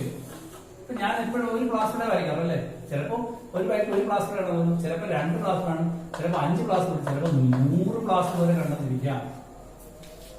ഒരു ബാക്ടീരിയ ചിലപ്പോൾ എത്ര പ്ലാസ്മിഡ് കണ്ടെന്നിരിക്കാം, 100 എണ്ണം വരെ കണ്ടെന്നിരിക്കും അല്ലെ. ഇപ്പൊ ഒരു ബാക്ടീരിയ 100 പ്ലാസ്മിഡ് ഉണ്ടെന്ന് വെച്ചോളൂ. ഞാൻ ഇപ്പൊ ഇവിടെ 100 എഴുതാം, 100 പ്ലാസ്മിഡ് ഉണ്ടെന്ന് വെച്ചോളൂ. ഒരു ബാക്ടീരിയക്ക് 5 പ്ലാസ്മിഡേ ഉള്ളൂ. ഈ 2 ബാക്ടീരിയകളും 20 മിനിറ്റ് കഴിയുമ്പോൾ 2 എണ്ണം ആകണം. എ എന്ന് പറഞ്ഞാൽ ഈ ബാക്ടീരിയ 20 മിനിറ്റ് കഴിയുമ്പോൾ 2 എണ്ണം ആകണം. ബി എന്ന ബാക്ടീരിയക്ക് 20 മിനിറ്റ് കഴിയുമ്പോൾ 2 എണ്ണം ആകും അല്ലെ. ഈ ബി എന്ന ബാക്ടീരിയ 20 മിനിറ്റ് കൊണ്ട് 2 എണ്ണം ആകുമ്പോൾ അതിനകത്ത് അത് എത്രത്തോളം DNA മൾട്ടിപ്ലിക്കേഷൻ വേഗത്തിൽ നടത്തണം? ഇതിനേക്കാൾ 10 മടങ്ങ് വേഗത്തിൽ നടത്തണം. കാരണം ഈ ബാക്ടീരിയക്ക് 5 പ്ലാസ്മിഡിനെ ഇരട്ടിപ്പിച്ചാൽ മതി 20 മിനിറ്റ് കൊണ്ട്. പക്ഷെ ഈ ബാക്ടീരിയക്കോ 100 പ്ലാസ്മിഡിനെ ഇരട്ടിപ്പിക്കണം അല്ലെ. അപ്പോൾ ഏത് ബാക്ടീരിയക്കാണ് നല്ല കോപ്പി നമ്പർ ഉണ്ടാകാൻ കഴിവും? ഇതിനാണ്. കാരണം ഇതിന്റെ ടെക്നോളജി എന്ന് പറഞ്ഞാൽ ഇതിന്റെ ടെക്നോളജികൾ വളരെ വേഗമാണ്. രണ്ടും 20 മിനിറ്റ് കൊണ്ടാണ് ഇരട്ടിക്കുന്നതെങ്കിൽ ഇയാൾ എത്രത്തോളം വേഗത്തിൽ DNA മൾട്ടിപ്ലൈ ചെയ്യുന്നു അതിനേക്കാൾ 10 മടങ്ങ് വേഗത്തിൽ ഇയാൾ മൾട്ടിപ്ലൈ ആണ്. കാരണം 100 പ്ലാസ്മിഡ് മൾട്ടിപ്ലൈ ഉണ്ട്. മനസ്സിലായില്ലേ? അപ്പൊ നമ്മൾ ഏത് പ്ലാസ്മിഡ് എടുക്കുന്നതായിരിക്കും നല്ലത്? ഇതിന്റെ പ്ലാസ്മിഡ് എടുക്കുന്നതായിരിക്കും നല്ലത്. കാരണം അതിന്റെ DNAക്ക് ഇതിന്റെ DNA അപേക്ഷിച്ച് കൂടുതൽ വേഗത്തിൽ മൾട്ടിപ്ലൈ ഉള്ള കഴിവുണ്ട് അല്ലേ. ഇതിന്റെ ടെക്നോളജി, ഈ ബാക്ടീരിയ ടെക്നോളജി അല്ലെങ്കിൽ ആ ബാക്ടീരിയ കഴിവ് എന്ന് പറയുന്നത് ഇതിനെ അപേക്ഷിച്ച് വളരെ വേഗത്തിൽ മൾട്ടിപ്ലൈ. അപ്പൊ അത് ഈ പ്ലാസ്മിഡ് ആ കഴിവുണ്ടായിരിക്കും. അപ്പോൾ we have to select a plasmid which have maximum copy numberability. ഇപ്പൊ നിങ്ങൾ 2 ഫോട്ടോ കോപ്പി വിഷയം മേടിക്കാൻ പോവാണ്. നിങ്ങൾക്ക് ഒരുപാട് കോപ്പി എടുക്കേണ്ട ഒരു പ്രിന്റിംഗ് പ്രസ്സാണ് ആവശ്യം ഉള്ളത്. അവിടേക്ക് ഫോട്ടോ, അപ്പോൾ ഒരു മിനിറ്റ് 100 കോപ്പി എടുക്കുന്ന ഫോട്ടോ കോപ്പി മെഷീൻ ഉണ്ട്, 1 മിനിറ്റ് 200 കോപ്പി എടുക്കുന്ന മെഷീൻ ഉണ്ട്. നിങ്ങൾ ഏത് വാങ്ങിക്കും? 200 കോപ്പി എടുക്കുന്നതാണ് വേഗം കിട്ടും. നമുക്കതാണ് ആവശ്യം. രണ്ടും ഒരേ സമയം കൊണ്ടാണ് ഒന്ന് മാക്സിമം കോപ്പി എടുക്കും. അതേപോലെ ഈ പ്ലാസ്മിഡ് അടങ്ങിയതിന്റെ ഈ ബാക്ടീരിയയിലെ പ്ലാസ്മിഡ് ഇതിനേക്കാൾ വേഗത്തിൽ നട്ടിക്കാവുന്ന ഒരു കഴിവുള്ളതുകൊണ്ട് നമ്മൾ അത് വേണം സെലക്ട് ചെയ്യാം. അതാണ് ഒന്ന് മാക്സിമം കോപ്പി നമ്പർ എബിലിറ്റി. ഞാൻ പറഞ്ഞ പോയിന്റ് എന്തോ, വി ഹാവ് ടു കണ്ടക്ട് അല്ലെങ്കിൽ we have to analyse the ideal characters of vector. നമ്മൾ വെക്ടറായിട്ടുള്ള സെലക്ട് ചെയ്യുമ്പോൾ അത് ബാക്ടീരിയ ആയിക്കോട്ടെ പ്ലാസ്മിഡ് ആയിക്കോട്ടെ, അതിന് ഈ പ്ലാസ്മിഡിൽ തന്നെ ഏതെങ്കിലും പ്ലാസ്മിഡ് എടുത്താൽ പോരാ, ചില പ്രത്യേക ഗുണങ്ങളുള്ള പ്ലാസ്മിഡ് എടുക്കണം. അതിനൊരു ക്യാരക്ടർ പറയുകയാണ്, it must have maximum copy number ability. അങ്ങനെയാണെങ്കിൽ എന്താ നേട്ടം? If A DNA has high speed maximum copy number ability, if you attach a foreign DNA with it, it can multiply within limited time to produce maximum copies. പറഞ്ഞ സമയം കൊണ്ട് കൂടുതൽ copy ഉണ്ടാക്കാനുള്ള കഴിവ് കാണും. അതാണ് അതിന്റെ പ്രത്യേകത. മനസ്സിലായല്ലോ? അതാണ് എന്ത് മാക്സിമം കോപ്പി നമ്പർ എബിലിറ്റി. രണ്ട്, നമുക്കിപ്പം ഐഡിയൽ ക്യാരക്ടേഴ്സ് ഒന്നും അല്ലെങ്കിൽ ഫീച്ചേഴ്സ് ഒന്നും ഒക്കെ ഇടാം. ഫീച്ചേഴ്സ് ഫീച്ചർ എന്ന് വെച്ചാൽ അറിയാലോ, സ്വഭാവം, ലക്ഷണം, ഗുണങ്ങൾ എന്നൊക്കെ അർത്ഥം. പുസ്തകത്തിന് features equal to cloning vector അല്ലെങ്കിൽ ക്ലോണിംഗ് ഇൻ എ വെക്ടർ എന്നൊക്കെ ആണെങ്കിൽ ചോദിക്കും. അപ്പോൾ പുസ്തകം കൊടുത്തിരിക്കുന്ന features equal to cloning in a vector. ഒരു വെക്ടറായിട്ട് അല്ലെങ്കിൽ വെക്ടറിനെ ക്ലോണിങ്ങിന് വേണ്ടി സെലക്ട് ചെയ്യുമ്പോൾ കാണുന്ന ഫീച്ചേഴ്സ് എന്തൊക്കെയാണ് പറയുന്നത്. ഒന്ന്, മാക്സിമം കോപ്പി നമ്പർ. രണ്ട്,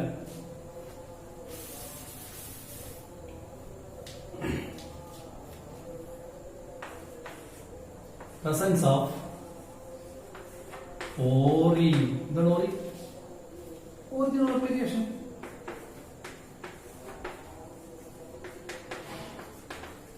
ഒറിജിനൽ അപ്ലിക്കേഷൻ വേണ്ടേ? വേണം. ഒരു പ്ലാസ്മ എടുത്തു, ഒരു ബാക്ടീരിയ പ്ലാസ്മ എടുത്തു, ഒരു ബാക്ടീരിയയാണ്, അതിന്റെ പ്ലാസ്മ പുറത്തെടുത്തു, അതിനകത്ത് ഒരു 4G ഒട്ടിച്ചു, ഒട്ടിച്ചു, ഇത് ഞാൻ ബാക്ടീരിയയിലേക്ക് അടുത്ത് വിട്ടു. പക്ഷെ ബാക്ടീരിയ മൾട്ടിപ്ലൈ ഇത് മൾട്ടിപ്ലൈ ചെയ്യുന്നില്ല. കാരണം നോക്കി ഇതിനകത്ത് ഓറിയില്ല. ഓറിയില്ലെങ്കിൽ പ്ലാസ്മ മൾട്ടിപ്ലൈ ഇല്ല. അപ്പൊ എന്തായിരിക്കണം? ഒറിജിനൽ അപ്ലിക്കേഷൻ പ്ലാസ്മ ഉണ്ടായിരിക്കും. അപ്പൊ നിങ്ങൾ സെലക്ട് ചെയ്യുന്ന വെക്ടറിനകത്ത് എന്തുണ്ടായിരിക്കണം? ഒറിജിനൽ അപ്ലിക്കേഷൻ ഉണ്ടായിരുന്നു. സിമ്പിൾ അല്ലേ? അതിലൊരു മൾട്ടിപ്ലൈ ഇല്ലല്ലോ. നിങ്ങൾ കാറ് വാങ്ങുന്നു, ടയറില്ല, ഓടൂ ഇല്ല, അതുപോലെ ഉള്ളൂ. സ്വന്തമായി മൾട്ടിപ്ലൈ ആകാൻ കഴിവുള്ള ഒരു ജീൻ അതിനകത്ത് വേണം. അത് ori. What is ori? ORI is original application. That is a segment of DNA that is responsible for the initiation of DNA multiplication. പല ക്ലാസ്സിൽ പറഞ്ഞുള്ളതാണ്. It is a fragment of DNA in a DNA which is responsible for the initiation of DNA replication. പുസ്തകത്തിലെ mention ഇതൊക്കെ ഏകദേശം same ആണ്. അത് തന്നെ പഠിച്ചോണം. അപ്പം ORI ഉണ്ടായിരുന്നു. നല്ല പോയിന്റ് ആണല്ലോ. Yes, it must have presence of ORI അല്ലേ? അതുണ്ടായിരുന്നു. അപ്പൊ അതിനകത്ത് പറയുന്നു ഹൈ മാക്സിമം കോപ്പി നമ്പർ ഉണ്ടായിരിക്കണം. അതുപോലെ തന്നെ presence of ORI. It is a sequence from where replication starts in the DNA, and it is if a foreign DNA is linked with the DNA having ORI, that will get multiplied along with the DNA. മനസ്സിലായല്ലോ? മൂന്നാമത്തെ ഇതെന്ന് പറയുന്നത് it must have selectable marker.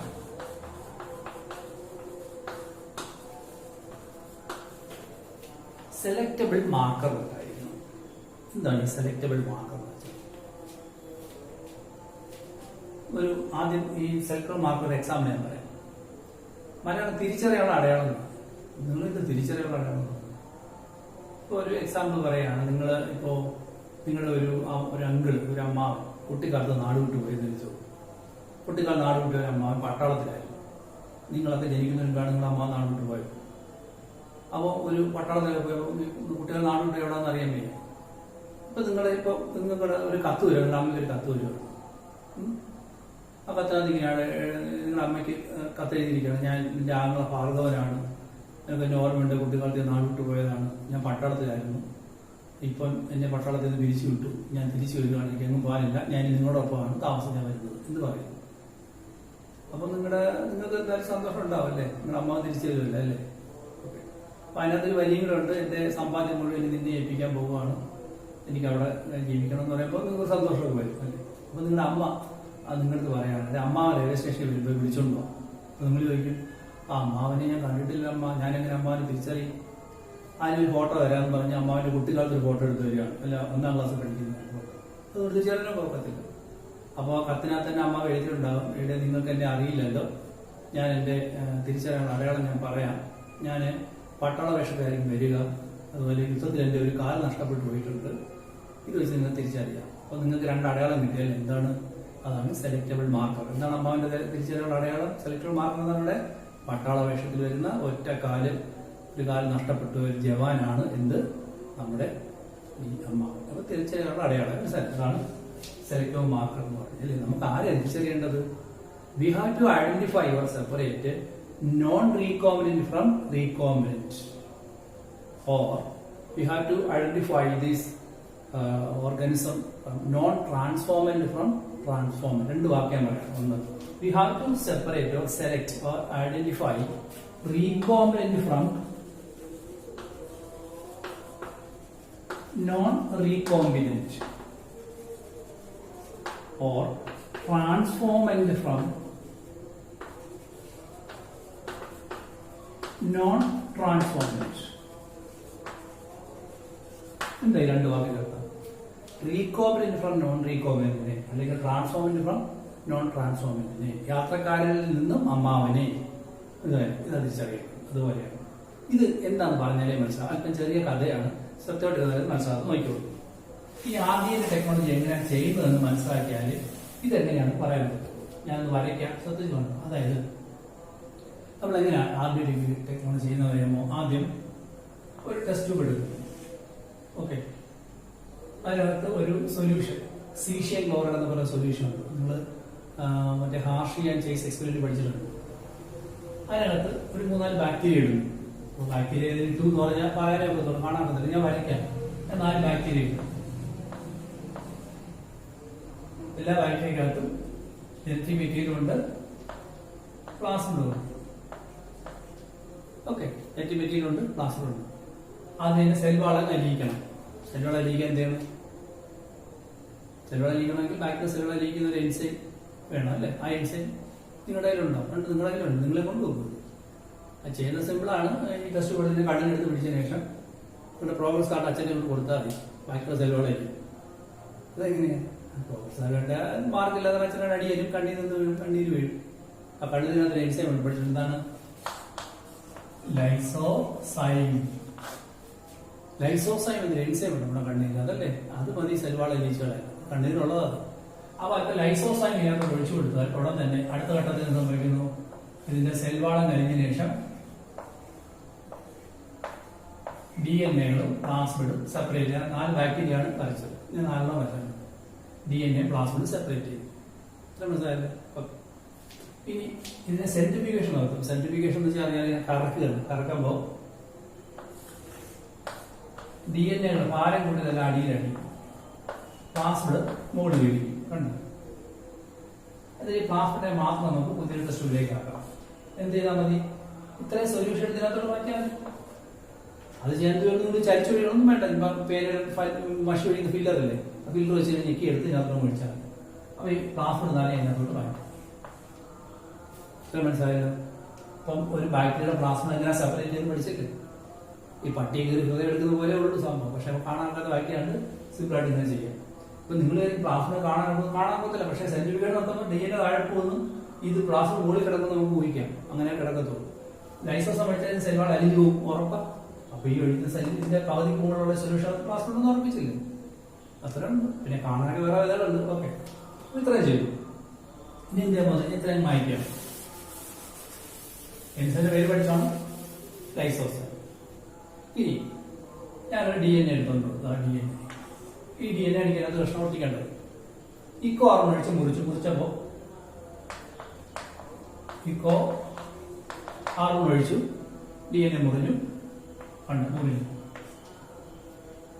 ഈ കഷ്ണം അതിനകത്തോട്ട് കൊണ്ടിട്ടു.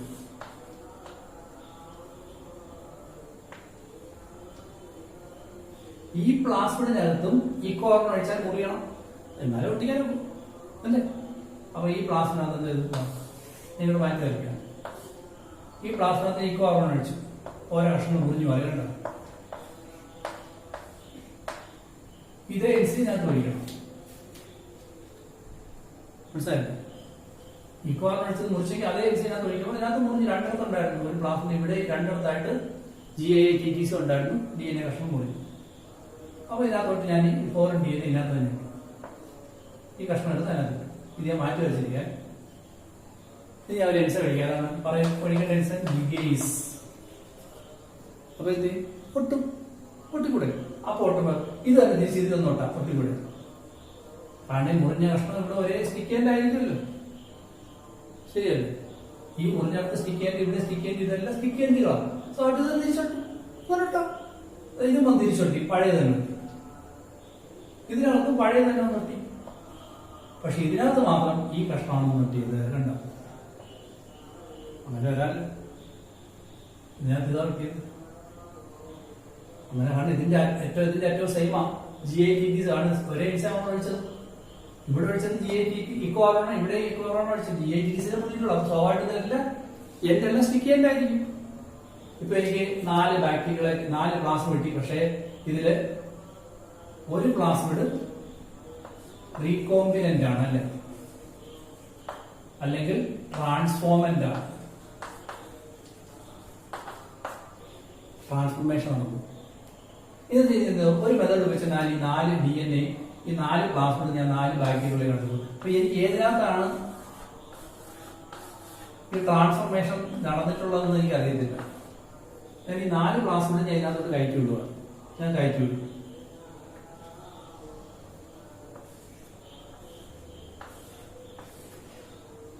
A, B, C, D 4 എണ്ണം കളിക്കും.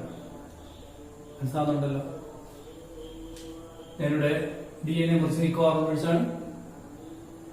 അതേ എൻസൈം വെച്ച് പ്ലാസ്മിഡ് മുറിവുണ്ടാക്കി. ലിഗേസ് വെച്ചപ്പോൾ എല്ലാം തിരിച്ചൊട്ടി. ഒട്ടിയപ്പോൾ ഒരെണ്ണത്തിനകത്ത് ഓരോ DNA ഒട്ടി, ബാക്കിക്കകത്ത് പഴയ തന്നെ ഒട്ടി. പക്ഷെ ഏതാണെന്ന് എനിക്ക് കാണാമെന്ന് പറയുന്നത് എനിക്ക് അറിയത്തില്ല ഏത് ഒട്ടി. കാരണം എല്ലാം DNA ആണല്ലോ. ഞാൻ നിറം കൊടുത്ത് വരച്ചെങ്കിലും എല്ലാം DNA ആണ്. അത് 4 ഞാൻ 4 ബാക്ടീരിയകളിലാക്കി. ഇപ്പൊ എനിക്ക് 4 ബാക്ടീരിയ ഉണ്ട്, A, B, C, D അല്ലെ? നിങ്ങൾ ചോദിക്കേണ്ടത് ഏതാണ് ട്രാൻസ്ഫോമന്റ്? ഇയാളാണ് ട്രാൻസ്ഫോമന്റ് അല്ലെങ്കിൽ റീകോമിനന്റ്. ബാക്കി 3 എണ്ണം നോൺ റീകോമിനന്റ് ആണ്. സംശയമൊന്നുമില്ലല്ലോ. 3 എണ്ണം നോൺ റീകോമിനന്റും 1 എണ്ണം റീകോമിനന്റും നമുക്കറിയാം. പക്ഷെ എനിക്ക് എങ്ങനെ അറിയാം ഇത് ഏതാണ്? ഇത് ഏതാണ് ഇതിന്റെ റീകോമിനന്റ്, ഏതാണ് നോൺ റീകോമിനന്റ് എനിക്ക് അറിയാമോ? അറിയത്തില്ല. അപ്പൊ നമ്മൾ എന്ത് ചെയ്യുന്നറിയാമോ? എടുത്ത പ്ലാസ്മിഡിനെ തിരിച്ചറിയുന്ന ഒരു സെലക്ടർ മാർക്കർ ആദ്യമേ കണ്ടുവയ്ക്കണം. ഓക്കെ, ആദ്യമേ എന്ത് ചെയ്യണം? ഒരു സെലക്ടർ മാർക്കർ കണ്ടുവയ്ക്കണം. അങ്ങനെയുള്ള പ്ലാസ്മിഡുകൾ എടുക്കാൻ ഞാൻ ഇവിടെ പറയുന്നത് വളരെ ശ്രദ്ധിച്ച് കേട്ടോ. ഇത്രയും കാര്യം മനസ്സിലായല്ലോ? മനസ്സിലായി. ഇത് ചെയ്യുന്നതിന് മുമ്പ് ഞാൻ ചെയ്യേണ്ട ഒരു കാര്യം ഉണ്ടായിരുന്നു. ഞാൻ ആദ്യം പ്ലാസ്മിഡ് എടുക്കാൻ വേണ്ടി എടുത്ത ബാക്ടീരിയ എന്ത് തരം ബാക്ടീരിയ ആയിരിക്കണം അറിയാമോ? അത് ഞാൻ പറയാം. എനിക്ക് ഭാഗം വായിക്കാണ്. നിങ്ങൾ വരച്ചിട്ടുണ്ടല്ലോ. ഓക്കെ,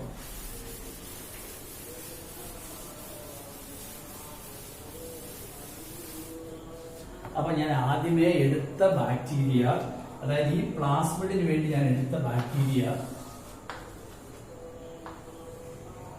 ഇങ്ങനെയുള്ളതായിരിക്കണം. അതായത് ഈ പ്ലാസ്മിനകത്ത് 2 ആന്റിബയോട്ടിക്സ് ഉള്ളതായിരിക്കണം. അതായത് ടെട്രാസൈക്ലിൻ റെസിസ്റ്റന്റും ആംപിസിലിൻ റെസിസ്റ്റന്റും അങ്ങനെയുള്ള പ്ലാസ്മിഡ് ആയിരിക്കണം ആദ്യമേ ഞാൻ എടുത്തത്. എങ്കിലേ ഇത് നടക്കത്തുള്ളൂ. ഓക്കെ, അപ്പൊ ഞാൻ ഇതിന്റെ പ്ലാസ്മിനെ പുറത്തെടുത്തു. ഈ പ്ലാസ്മിനകത്ത് എന്തുണ്ട്? ഇവിടെ TTR എന്ന് വെച്ചാൽ ടെട്രാസൈക്ലിൻ റെസിസ്റ്റന്റ്. ടെട്രാസൈക്ലിൻ എന്ന് പറയുന്നത് ആന്റിബയോട്ടിക്സ് ആണ്. ഇവിടെ AMPR എന്ന് വെച്ചാൽ ആംപിസിലിൻ റെസിസ്റ്റന്റ്. കേട്ടോ? ടെട്രാസൈക്ലിൻ ആംപിസിലിൻ ഒക്കെ ടെട്രാസൈക്ലിൻ ആംപിസിലിൻ ഇവയൊക്കെ തന്നെ ജീനുകളാണ്.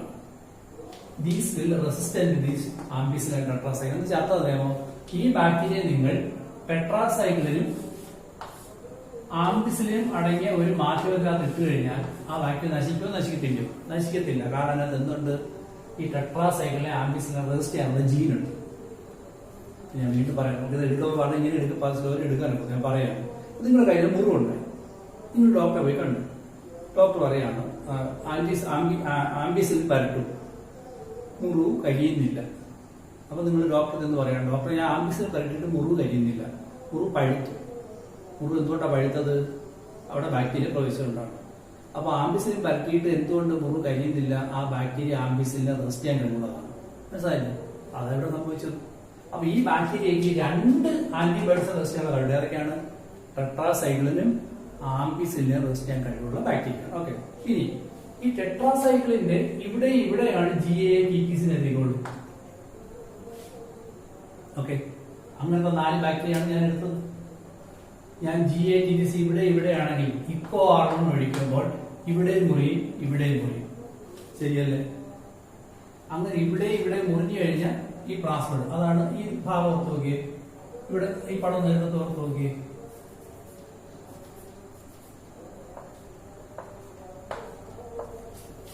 ഏത് ജീനാ മുറിഞ്ഞു മാറിയിരിക്കുന്നത്?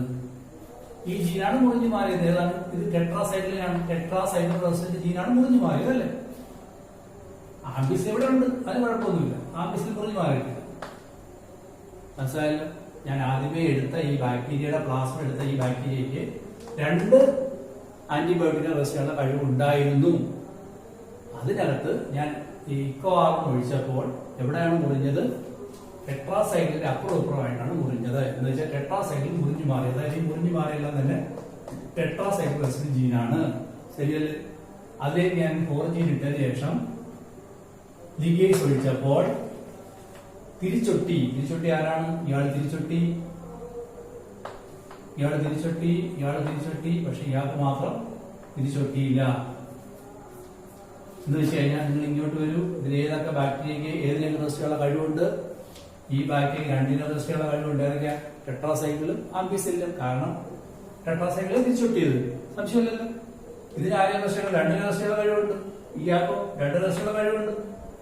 ഇയാൾക്കോ 1 റെസിസ്റ്റുള്ള കഴിവുള്ളൂ. ഏതിന്?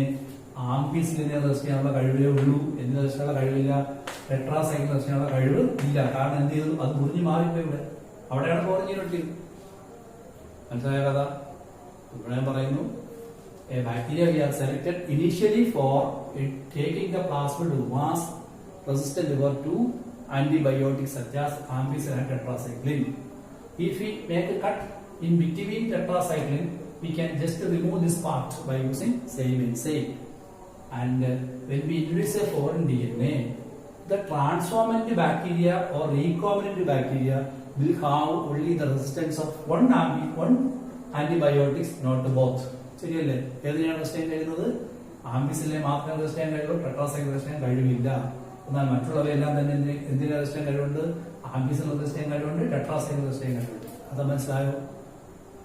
എങ്കിൽ ഇപ്പൊ ഞാൻ ചോദിക്കുകയാണ്, ട്രാൻസ്ഫോമന്റ് ബാക്ടീരിയ അല്ലെങ്കിൽ റീകോംബിനന്റ് ബാക്ടീരിയ ഇതിന് ആരെ റെസിസ്റ്റ് ചെയ്യാൻ കഴിവുള്ളൂ? ആംബിസിലിനെ മാത്രമേ റെസിസ്റ്റ് ചെയ്യാൻ കഴിവുള്ളൂ. ബാക്കി 3 എണ്ണത്തിനും ആംബിസിലിനെ റെസിസ്റ്റ് ചെയ്യാൻ കഴിവുണ്ട്, ടെട്രാസൈക്ലിനെ റെസിസ്റ്റ് ചെയ്യാൻ കഴിവുണ്ട്, അല്ലേ? അങ്ങനെയാണെങ്കിൽ ഞാൻ ഈ 4 ബാക്ടീരിയയും കൂടെ എടുത്ത് ഒരു മാധ്യമത്തിനകത്ത് ടെട്രാസൈക്ലിനും ആംബിസിലിനും ഒന്നിച്ചുള്ള ഒരു മാധ്യമത്തിൽ ഇട്ടാൽ ഏത് ബാക്ടീരിയ ജീവിക്കും? ഈ 3 ബാക്ടീരിയയും ജീവിക്കും. പക്ഷെ ആര് ജീവിക്കത്തില്ല? recombinant bacteria ജീവിക്കത്തില്ല, ശരിയല്ലേ? Since the recombinant bacteria do not have the ability to resist tetracycline, it cannot survive in a medium containing tetracycline, ശരിയല്ലേ? അങ്ങനെയാണെങ്കിൽ ഒരു മീഡിയം കണ്ടെയ്നിങ് ടെട്രാസൈക്ലിനകത്ത് ജീവിക്കാൻ കഴിയാത്ത ബാക്ടീരിയയാണ് ആര്? Recombinant bacteria. മനസ്സിലാവുന്നുണ്ടോ എല്ലാവർക്കും? Recombinant bacteria cannot survive in a medium containing tetracycline. So of the 4 bacteria, example പറയാണ്, 3 are not recombinant, 1 is a recombinant, or 3 are not transformant, 1 is a transformant. Any medium containing both the tetracycline and ampicillin cannot in that medium that cannot survive the recombinant one. Though transformant or recombinant one cannot survive in a medium containing what is called tetracycline. ശരിയല്ലേ? അതായത് ഈ 3 non ട്രാൻസ്ഫോമന്റ്, 1 ട്രാൻസ്ഫോമന്റുമാണ്. ഈ ട്രാൻസ്ഫോമന്റ് ബാക്ടീരിയക്ക് ആംബിസിലിനെ മാത്രമേ resist ചെയ്യാൻ കഴിയുള്ളൂ. ബാക്കി 3 എണ്ണത്തിനും ampicillin tetracycline resist ചെയ്യാൻ കഴിവുണ്ട്. അങ്ങനെയാണെങ്കിൽ ആംബിസിലിൻ ടെട്രാസൈക്ലിൻ ഒരു മാധ്യമത്തിനകത്ത് ട്രാൻസ്ഫോമന്റ് ബാക്ടീരിയ ജീവിക്കാൻ കഴിയില്ല, എന്നാൽ മറ്റുള്ളവരിൽ നിന്നും ജീവിക്കാൻ കഴിയും. അങ്ങനെയാണെങ്കിൽ ഏത് ബാക്ടീരിയയാണോ ഈ മീഡിയത്തിൽ ജീവിക്കാൻ കഴിയാത്തത് അതാണ് ട്രാൻസ്ഫോമന്റ്. അപ്പൊ നമുക്കതിനെ തിരിച്ചറിയാം, അല്ലേ? മനസ്സിലായോ? ഇത് കേട്ടത് സംശയം തോന്നുന്നു. നശിക്കാൻ പോകുന്ന ബാക്ടീരിയ ആണെങ്കിൽ പിന്നെ എങ്ങനെയാണ് നമ്മൾ ചെയ്യുന്നത്, അല്ലേ? ഇത് നമുക്ക് വേർതിരിക്കാൻ ഒരു മെത്തേഡുണ്ട്. ഇപ്പൊ 4 ബാക്ടീരിയ ഞാൻ എടുത്തല്ലോ. ഓക്കെ, എന്നിട്ട് ഞാൻ ചെയ്യുന്നത് നോക്കൂ. ഞാൻ 4 കോളനി ഉണ്ടാകും, 4 പേപ്പർ, 4 കോളനി ഉണ്ടാകും. 4 വെട്ടർ ഡിഷ് എടുക്കുന്നു. കൾച്ചർ മീഡിയം വെട്ടർ ഡിഷൊക്കെ അതിനനുസരിച്ച് ഇത് കാണിക്കുന്നുണ്ട്. അതുപോലെ എടുക്കും. എന്നിട്ട് ഞാൻ എ ബി എന്ന് പേരിടുന്നു. എ ബി സി ഡി എന്ന് പേരിടുന്നു. ഓരോന്നിനെ കൊണ്ടിടും. ഇതിനകത്ത് എ ഇടുന്നു, ഇത് ബി ഇടുന്നു, ഇത് സി ഇടുന്നു, ഇത് ഡി ഇടുന്നു. Okay, A B C D ഇടും. നമുക്കറിയാം ഇതിപ്പോ ഞാൻ എഴുതുമ്പോൾ നിങ്ങൾക്ക് അറിയാം ബി ആണ് ട്രാൻസ്ഫോമർ. പക്ഷെ ഇപ്പൊ എനിക്കറിയില്ല, എനിക്കറിയില്ല. കാരണം നമുക്ക് ഞാൻ കാണാൻ നോക്കുന്നില്ലല്ലോ. ഞാൻ എന്ത് ചെയ്യുന്നു, 4 ആംബിസിന് ഒഴിക്കുന്നു. എന്നിട്ട് ഈ ബാക്ടീരിയ കൊണ്ടിട്ട് ഞാൻ ബാക്ടീരിയ ഒരു ദിവസം വെച്ചിട്ട് മൾട്ടിപ്ലൈ. ഒരു ദിവസം വെച്ചാൽ മൾട്ടിപ്ലൈ 20 മിനിറ്റ് 2 ആവും, അല്ലെ അടുത്ത 20 മിനിറ്റ് 4 ആവും. അങ്ങനെ ഒരു ദിവസം കൊണ്ട് 75 കോടി. അപ്പൊ അടുത്ത ദിവസം കാണാൻ കഴിയണ്ട ബാക്ടീരിയ കോളനി ആയിട്ട് കണ്ടിരിക്കുന്നുണ്ടോ? ബാക്ടീരിയ മൾട്ടിപ്ലൈ ചെയ്ത് കോളനി ആയിട്ടോ. അതുകൊണ്ട് പടത്തിൽ ഫോട്ടോ നോക്കി ബാക്ടീരിയ കോളനി കണ്ടൂടെ? ഇങ്ങനെയാണ് ബാക്ടീരിയ കോളനി കാണുന്നത്. ഇൻസൈറ്റ് കാണും ബാക്ടീരിയ കോളനി കാണുന്നത് ഇങ്ങനെയാണ്. എന്നിട്ട് ഞാൻ ചെയ്യുന്നു, ഇതിനകത്ത് ഞാൻ ആംബിസിന് ഒഴിച്ചു കൊടുക്കും. ഇതിനകത്ത് ആംബിസിന് ഒഴിക്കുന്നു, ഇതിൽ ആംബിസിന് ഒഴിക്കുന്നു, ഇതിൽ ആംബിസിന് ഒഴിക്കുന്നു. ഒരു കുഴപ്പമില്ല.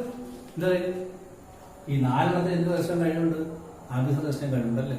പക്ഷെ ഒരു കാര്യം മനസ്സിലാക്കണം, ഇങ്ങനെ ചെയ്യുമ്പോൾ നേട്ടം എന്താണോ, ഈ ആംബിസിന് റെസ്റ്റ് ചെയ്യാൻ കഴിയാത്ത വേറെ എന്തെങ്കിലും ബാക്ടീരിയ വെളിയിൽ നമ്മൾ വന്ന് വീണിട്ടുണ്ടെന്ന് വെച്ചു. ലാബിൽ നിന്ന് ചെയ്യുമല്ലേ, അന്തരീക്ഷത്തിൽ ബാക്ടീരിയ വന്ന് വീഴാം, സയന്റിസ്റ്റ് കുന്നുന്നു, ചുമയ്ക്കുന്നു, ഒരു ബാക്ടീരിയ ഒന്ന് വീണൂടെ, അതൊക്കെ നശിച്ചു പോകും അല്ലേ? ഇതാണ് നമ്മൾ നേരത്തെ ഒരു മെത്തേഡ് പഠിച്ചായിരുന്നു. എന്താണ് പിന്നീട് രണ്ടാമത് ജനറ്റിക് എഞ്ചിനീയറിംഗ് കഴിഞ്ഞിട്ട് പ്രോസസ്സിംഗ് എന്നൊരു മെത്തേഡ് പഠിച്ചില്ലേ? That is maintain the sterile ambience. നമുക്ക് വേണ്ടാത്തൊരു ബാക്ടീരിയ കൊന്നുകളയാം, അതൊരു വിദ്യ കൂടെ ഉണ്ടല്ലേ. ഞാൻ ആംബിസിന് ഒഴിക്കും. ഓക്കെ, ശരി. ടെട്രാസൈക്കിൾ ഒഴിച്ചു കൊടുത്താലോ ഏത് കോളം നശിച്ചു? ബി കോളം നശിക്കത്തില്ലേ? അവൻ നശിച്ചാൽ പിന്നെ നമുക്ക് ഉപയോഗമുണ്ടോ? ഇല്ല. അപ്പൊ നമ്മൾ ചെയ്യാമെന്ന് പറയുമ്പോ ഈ നിങ്ങൾ ഈ പേപ്പർ പഞ്ചർ ഉപയോഗിച്ച് പേപ്പർ കിഴിക്കുമല്ലോ. അപ്പൊ ചെറിയൊരു ഡോട്ട് ഇച്ചിരി പേപ്പർ എടുത്തില്ലേ? അങ്ങനെ സ്റ്റെറൈൽ ആയിട്ടുള്ള ടിഷ്യൂ പേപ്പർ എടുത്തതിനു ശേഷം 4 ഡോട്ട് ഇങ്ങനെ കിഴിച്ചെടുക്കും. ഓക്കെ, എന്നിട്ട് അതിനകത്ത് ടെട്രാസൈക്ലിൻ വരട്ടും. എന്നിട്ട് എന്ത് വരട്ടും? ടെട്രാസൈക്ലിൻ വരട്ടും. എന്നിട്ട് ഓരോ ടെട്രാസൈക്ലിൻ ഈ പേപ്പറും കൊണ്ടുവന്ന് ഈ മൂലയ്ക്കായിട്ട് ഇങ്ങനെ വെച്ചു കൊടുക്കും. ഇങ്ങനെ വെച്ചു കൊടുക്കും. നിങ്ങൾക്ക് പുസ്തകം ഇല്ല കേട്ടോ, പഠിക്കാൻ വേണ്ടി പുസ്തകം ഇല്ല. ഞാൻ പറയാം ഞാൻ മെത്തേഡ് പുസ്തകങ്ങൾ പറയുന്നത്. എന്നിട്ട് നിങ്ങൾ ഇത്തിരി നോക്കിക്കൊണ്ടിരിക്കുമ്പോൾ കാണാൻ ഒരു കാര്യം ഇവിടെ സംഭവിക്കും.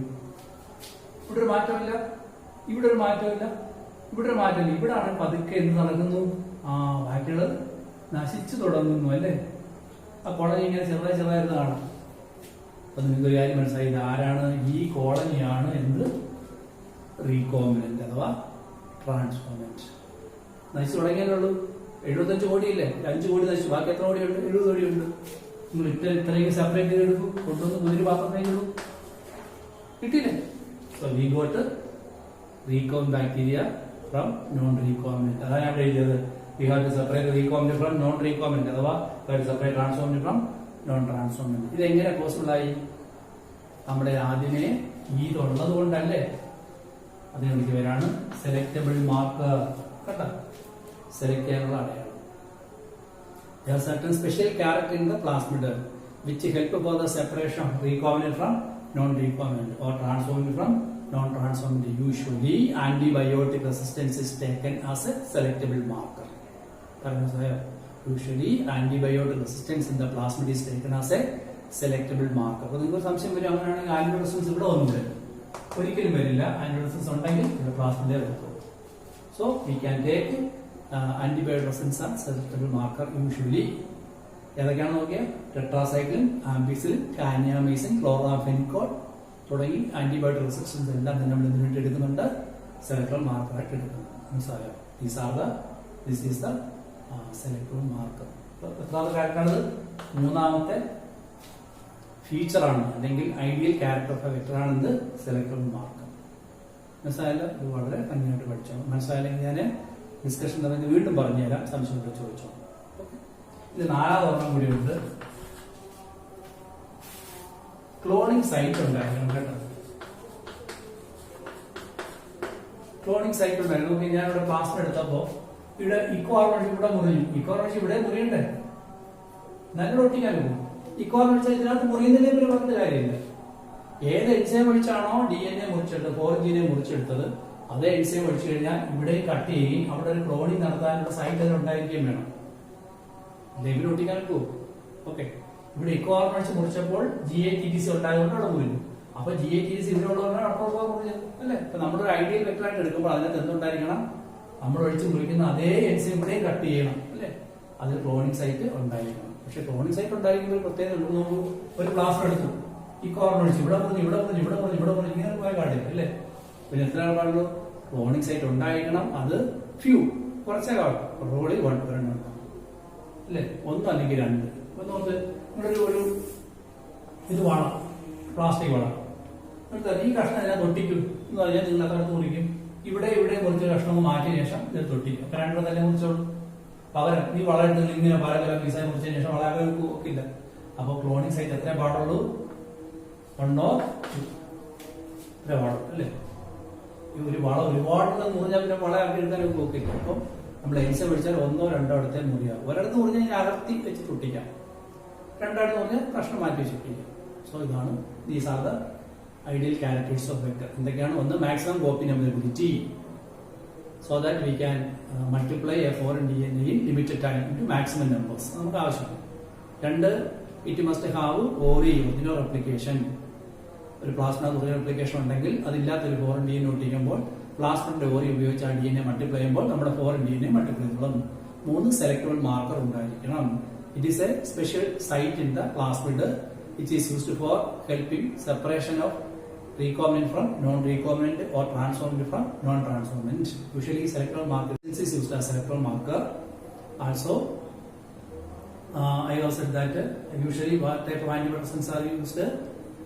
Ampicillin, tetracycline, caniamycin, terramycin, chloramphenicol, etc. are used as antibiotic resistance are used as selectable marker. മറ്റൊന്ന് ക്ലോണിംഗ് സൈറ്റ് ആണ്. ക്ലോണിംഗ് സൈറ്റ് എന്ന് പറയുന്നത് site in the plasmid which is helpful for the cloning of foreign DNA. Where same cut can be made with the same enzyme which made cut in the foreign DNA.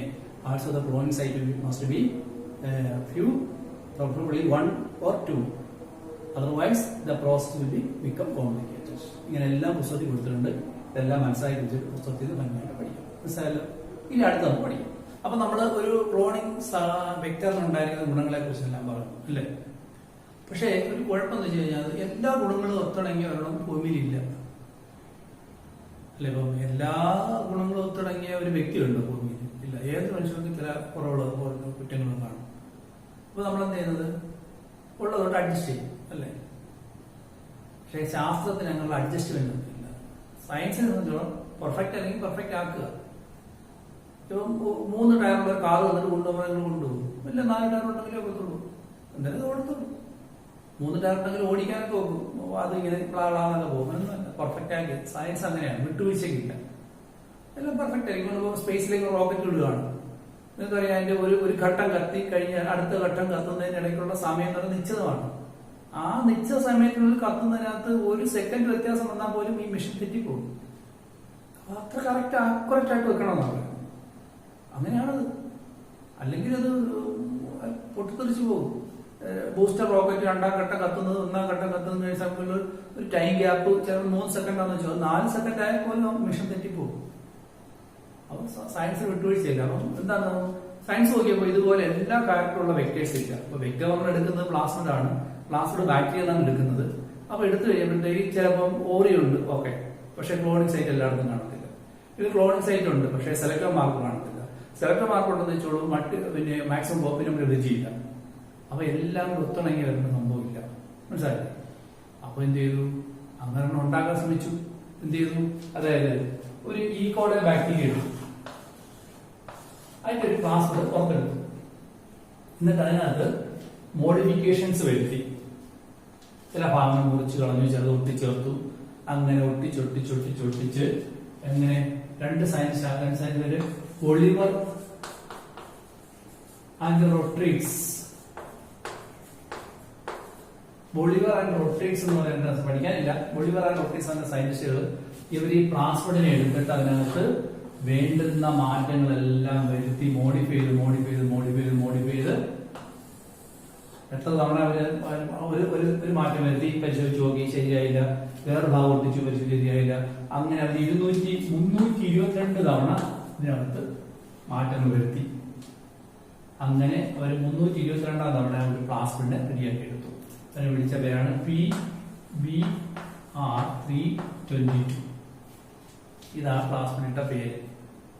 ഇതാണ് ആദ്യത്തെ ideal plasmid artificially synthesised ആണ്. So what is PBr 322? Is the first ideal artificially synthesised plasmid. കൃത്രിമമായിട്ട് ഉണ്ടാക്കിയിട്ടുള്ള plasmid. ഇതാണ് ഏറ്റവും ideal ആയിട്ടുള്ള plasmid. ഇതെല്ലാ ഗുണങ്ങളും ഉണ്ട്. എന്തൊക്കെയാണ് ഗുണമെന്ന് നോക്കൂ. ഇവിടെ ആന്റിബയോട്ടിക് റെസിസ്റ്റൻസ് 2 എണ്ണം. ഏതൊക്കെയാണ് നോക്കാം ഇവിടെ. AMPR എന്ന് വെച്ചാൽ ആംബിസിലിൻ റെസിസ്റ്റന്റ് എന്നാണ്. AMPR. ഇത് നമുക്ക് TTR ടെട്രാസൈക്ലിൻ റെസിസ്റ്റന്റ്.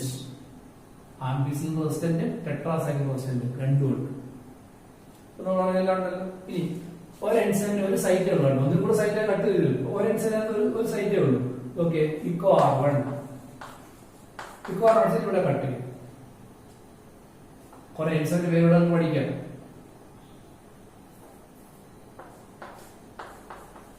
ക്ലാവൺ ഒരു എൻസൈം ഉണ്ട്. അത് വെച്ചാൽ അവിടെ കട്ടുണ്ടാവും. HIND3, HIND2 അല്ല കേട്ടോ, HIND3 ഒഴിച്ചാൽ ഇവിടെ കട്ടുണ്ടാകും. BAMH1 അതൊഴിച്ച് ഇവിടെ കട്ടുണ്ടാകും. സാൽമൺ ഓരോ ക്ലോണിംഗ് സൈറ്റ് ആണ്. ഇക്കോആറിന് ഒഴിച്ച് ഏതാണ് നമ്മൾ DNA ഒട്ടിക്കുന്നത് ഇവിടെ അർപ്പിക്കാൻ കഴിയും. ക്ലാവൺ എൻസൈം ഒഴിച്ചാൽ ഒട്ടിക്കാൻ ഇവിടെ ഒട്ടിക്കാം. അങ്ങനെ ഒരു ക്ലോണിംഗ് സൈറ്റ് ഒരു ക്ലോണിംഗ് സൈറ്റേ ഉള്ളൂ. നമ്മൾ നേരത്തെ പഠിച്ചില്ലേ, ഒരു എൻസൈം ഒരു 1-2 ക്ലോണിംഗ് സൈറ്റേ പാടുള്ളൂ. ഒരു സൈറ്റേ ഉള്ളൂ. ഇതാണ് തീർന്നില്ല. ഇവിടെ ഒരു പ്രത്യേക ജീനുണ്ട്. അതിന് റോപ്പ് എന്നാണ്. ROP. എന്താന്ന് ഞാൻ പറയാം. അതിനകത്തൊരു കട്ടിംഗ് സൈറ്റ് ഉണ്ട്. അതിന്റെ പേര് PVU2. ഇനി ഇവിടെ ഒരു സൈറ്റ് ഉണ്ട്. ഈ ആംബിസിലസ് ജീന്റെ അകത്താണ് PVU1, PVU2. ഇവിടെ ഉണ്ട് PST1. ഇൻസൈറ്റ് കാണിക്കുന്ന പുസ്തകത്തിൽ കിടക്കുന്നത് നോക്കാം. ഇനി ഇവിടെ ഉണ്ട്. അപ്പൊ നമ്മൾ പറയാൻ സാധനം മൊത്തം എന്താണ് ഓറിയുണ്ട്. അപ്പൊ ഇതെല്ലാം ഉണ്ടല്ലോ. ഒരെൻസൈമിൽ ഒരു കട്ടിംഗ് സൈറ്റേ ഉള്ളൂ. ആംബിസിലിൻ ടെട്രാസൈക്ലിൻ എന്ന് പറയുന്ന സെലക്ട്രോൺ മാർക്കർ 2 ഉണ്ട്. സ്വന്തമായ ഓറിയുണ്ട്. ഓക്കെ, എല്ലാം ഉണ്ട്. അപ്പൊ ഇത് ഐഡിയ വെക്ടറല്ലേ. സോ വാട്ട് ഈസ് അതിന്റെ നെയിം? PBr 322. P എന്ന് വെച്ചാൽ പ്ലാസ്മിഡ്, B എന്ന് വെച്ചാൽ ബൊളിവർ, R എന്ന് വെച്ചാൽ പ്രൊട്രീക്സ്. ഇത് പുസ്തകത്തിലെല്ലാം പഠിച്ചോണ്ട് ബൊളിവർ പ്രൊട്രീക്സ് അവർ ഏതാണ്ട് കണ്ടുപിടുന്നത്. പേര് വന്ന് PBr 322. Okay, this is the first ideal artificially synthesized plasmid by modifying a plasmid of E. coli. Escherichia coli എന്ന് പറയുന്ന പ്ലാസ്മിഡ് എടുത്ത് അതിനകത്ത് പടിഞ്ഞ് നിങ്ങൾ തന്നെ കൊച്ചു കുട്ടികൾ അല്ലെങ്കിൽ കളിപ്പാട്ടം ഉണ്ടാക്കുമ്പോൾ മറ്റു ടയറൊക്കെ വെട്ടി ശരിയായില്ല, വീണ്ടും വെട്ടി ശരിയായില്ല. ഈ ആശാരിമാർക്ക് അടിപൊളി കണ്ടില്ലേ, അവർ പല എടുത്ത് ഇങ്ങനെ ലെവലാക്കും, ഇങ്ങനെ നോക്കും, ലെവലായില്ല, വീണ്ടും ലെവലാക്കും. ഇങ്ങനെ ചെയ്താൽ കറക്റ്റ് ആക്കുന്നുണ്ടല്ലേ. അതുപോലെ ഇങ്ങനെ മാറ്റി മുറിച്ച് ഒട്ടിച്ചും ചേർത്ത് വെച്ചൊക്കെ പണിഞ്ഞ് ഐഡിയൽ പ്ലാസ്മിഡ് ഉണ്ടാക്കിയെടുത്തു. എത്ര തവണ? 322 തവണ ചെയ്തപ്പോഴാണ് ഒരെണ്ണം കിട്ടിയത്. കേട്ട പേരെന്താണ്? PBr 322. Why it is ideal? It has only one cloning site for each enzyme. ഏതൊക്കെയാണ് enzyme? ICOR1, ക്ലാവൺ, HIND3, BMH1, സാൽവൺ, PVU2, PST1, PVU1. Okay. Then it has antibody resistant gene? Yes, 2-1. ഏതൊക്കെയാണ് tetracycline resistant? Is it has ORI? Yes, 1 ORI. What is a rope? Rope എന്നത് പുസ്തകത്തിൽ പറഞ്ഞ ഈ പടത്തിന് താഴെയാണ്. It is a gene coding for the production of an enzyme needed for the replication of the DNA. അതായത് ഇത് replicate ചെയ്യണമെങ്കിൽ അതിനെ പറ്റിയ എൻസൈം ഇതിൽ തന്നെ ഉണ്ടാക്കാം. റെപ്ലിക്കേറ്റ് ചെയ്യാനുള്ള എൻസൈം ഇതിൽ തന്നെ ഉണ്ടാകും. ഏതാണ് DNA റെപ്ലിക്കേറ്റ് ചെയ്യുന്ന എൻസൈം? DNA polymerase. അത് പറയുന്നില്ല, അത് നിങ്ങൾക്ക് അറിയാമല്ലോ. DNA പോളിമറേസ് ആണ്. സോ ഇത് റെപ്ലിക്കേറ്റ് ചെയ്യുന്ന DNA പോളിമറേസ് എൻസൈം ഇതിൽ തന്നെ ഉണ്ട് എന്നാണ്. നമ്മൾ സാധാരണ ഇപ്പം പിന്നെ ഇപ്പൊ ഒരു സോളാർ ലൈറ്റ് കത്തിക്കാൻ ചാർജ് എടുത്തിട്ടും അത് അതിൽ തന്നെ ഉണ്ടാവും. ഇവിടുന്ന് സൂര്യൻ അതിനെ പിടിച്ച് കത്തിച്ചു എന്ന് പറഞ്ഞ പോലെയാണ് ഇത്. മൾട്ടിപ്ലൈ എടുത്തിന്റെ ആവശ്യമില്ല, സ്വന്തം എൻസൈം ഉണ്ടാകാനുള്ള ജീൻ അതിൽ തന്നെ ഉണ്ട്. അതിന്റെ റോപ്പ്.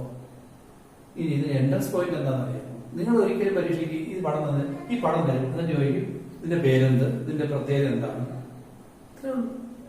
ഇതിന്റെ പേര് PBr 322 ആണ്. പ്രത്യേകത എന്താണ്? Artificial synthesised first plasmid. It is ideal എന്നുള്ള ചോദിച്ചാൽ എൻട്രൻസ് വരുമ്പോൾ ചോദിക്കുന്നവരാണ് what is the position of PVU2 അല്ലെങ്കിൽ ടെട്രാസൈക്ലിൻ റെസിസ്റ്റന്റ് അകത്തിരിക്കുന്ന കട്ട് ചെയ്യുന്ന എൻസൈം ഏത്, ആംബിയസ് റെസിസ്റ്ററിന്റെ അകത്ത് കട്ട് ചെയ്യുന്ന രണ്ട് എൻസൈമുകൾ ഒന്ന് PST വന്നാണ്, അടുത്ത ഏതാണ് എൻട്രൻസ്. പിന്നെ എൻട്രൻസ് വളരെ ഇമ്പോർട്ടന്റ് ആണ്, ബോർഡാക്സ് വളരെ ഇമ്പോർട്ടന്റ് ആണ്, മനസ്സിലായല്ലോ. ഇനി ഇക്കോ ആർഗണിന്റെ ബാക്ടീരിയ എന്ന് പറയാനല്ലോ, ഏതാണ് എസ്കെരിഷ്യ കോളെ RY13. ഹിഞ്ച് 3 അറിയാമല്ലോ, ഞാൻ പറഞ്ഞു ഹീമോഫിലസ് ഇൻഫ്ലുവൻസ ഡി അല്ലേ. ഇതെല്ലാം പേര് ഞാൻ പിന്നെ പറഞ്ഞുതരാം, ഡിസ്കഷൻ സമയത്ത് പറഞ്ഞുതരാം. ഇത് സ്യൂഡോമോണാസ് ട്യൂബർക്കിൻ എന്ന് ഒരുപാടുണ്ട് പറഞ്ഞു, എല്ലാ എൻസൈം എടുത്ത് ബാക്ടീരിയയും പറഞ്ഞു. എൻട്രൻസ് വേണ്ടി മാത്രം പ്രോഡക്ട്സ് ആണ്. സിമ്പിൾ അല്ലേ, ഇത് വരച്ചെടുത്തോളൂ, വളരെ ഇമ്പോർട്ടന്റ് ആണ്. പ്രോഡക്ട്സ് ആണ് സ്ഥിരം ചോദിക്കുന്നതാണ് ഇപ്പോൾ. ഏതുപോലെ നമ്മുടെ അബ്രോസിൽ ഇലക്ട്രോഫോറസ്. ഓക്കെ, നമ്മൾ ഈ ചാപ്റ്റർ ഇങ്ങനെ ആയതുകൊണ്ട് കുറേശ്ശെ പഠിക്കുന്നുള്ളൂ, ഇല്ലെങ്കിൽ കുറെ കൂടെ പെട്ടെന്ന് തീർക്കാൻ പറ്റും. ഈ ഒരു ചാപ്റ്റർ കൂടി ഇങ്ങനെ പഠിക്കണം, അത് കഴിഞ്ഞാൽ പിന്നെ നമുക്ക് പെട്ടെന്ന് പിന്നീട് പഠിച്ചു.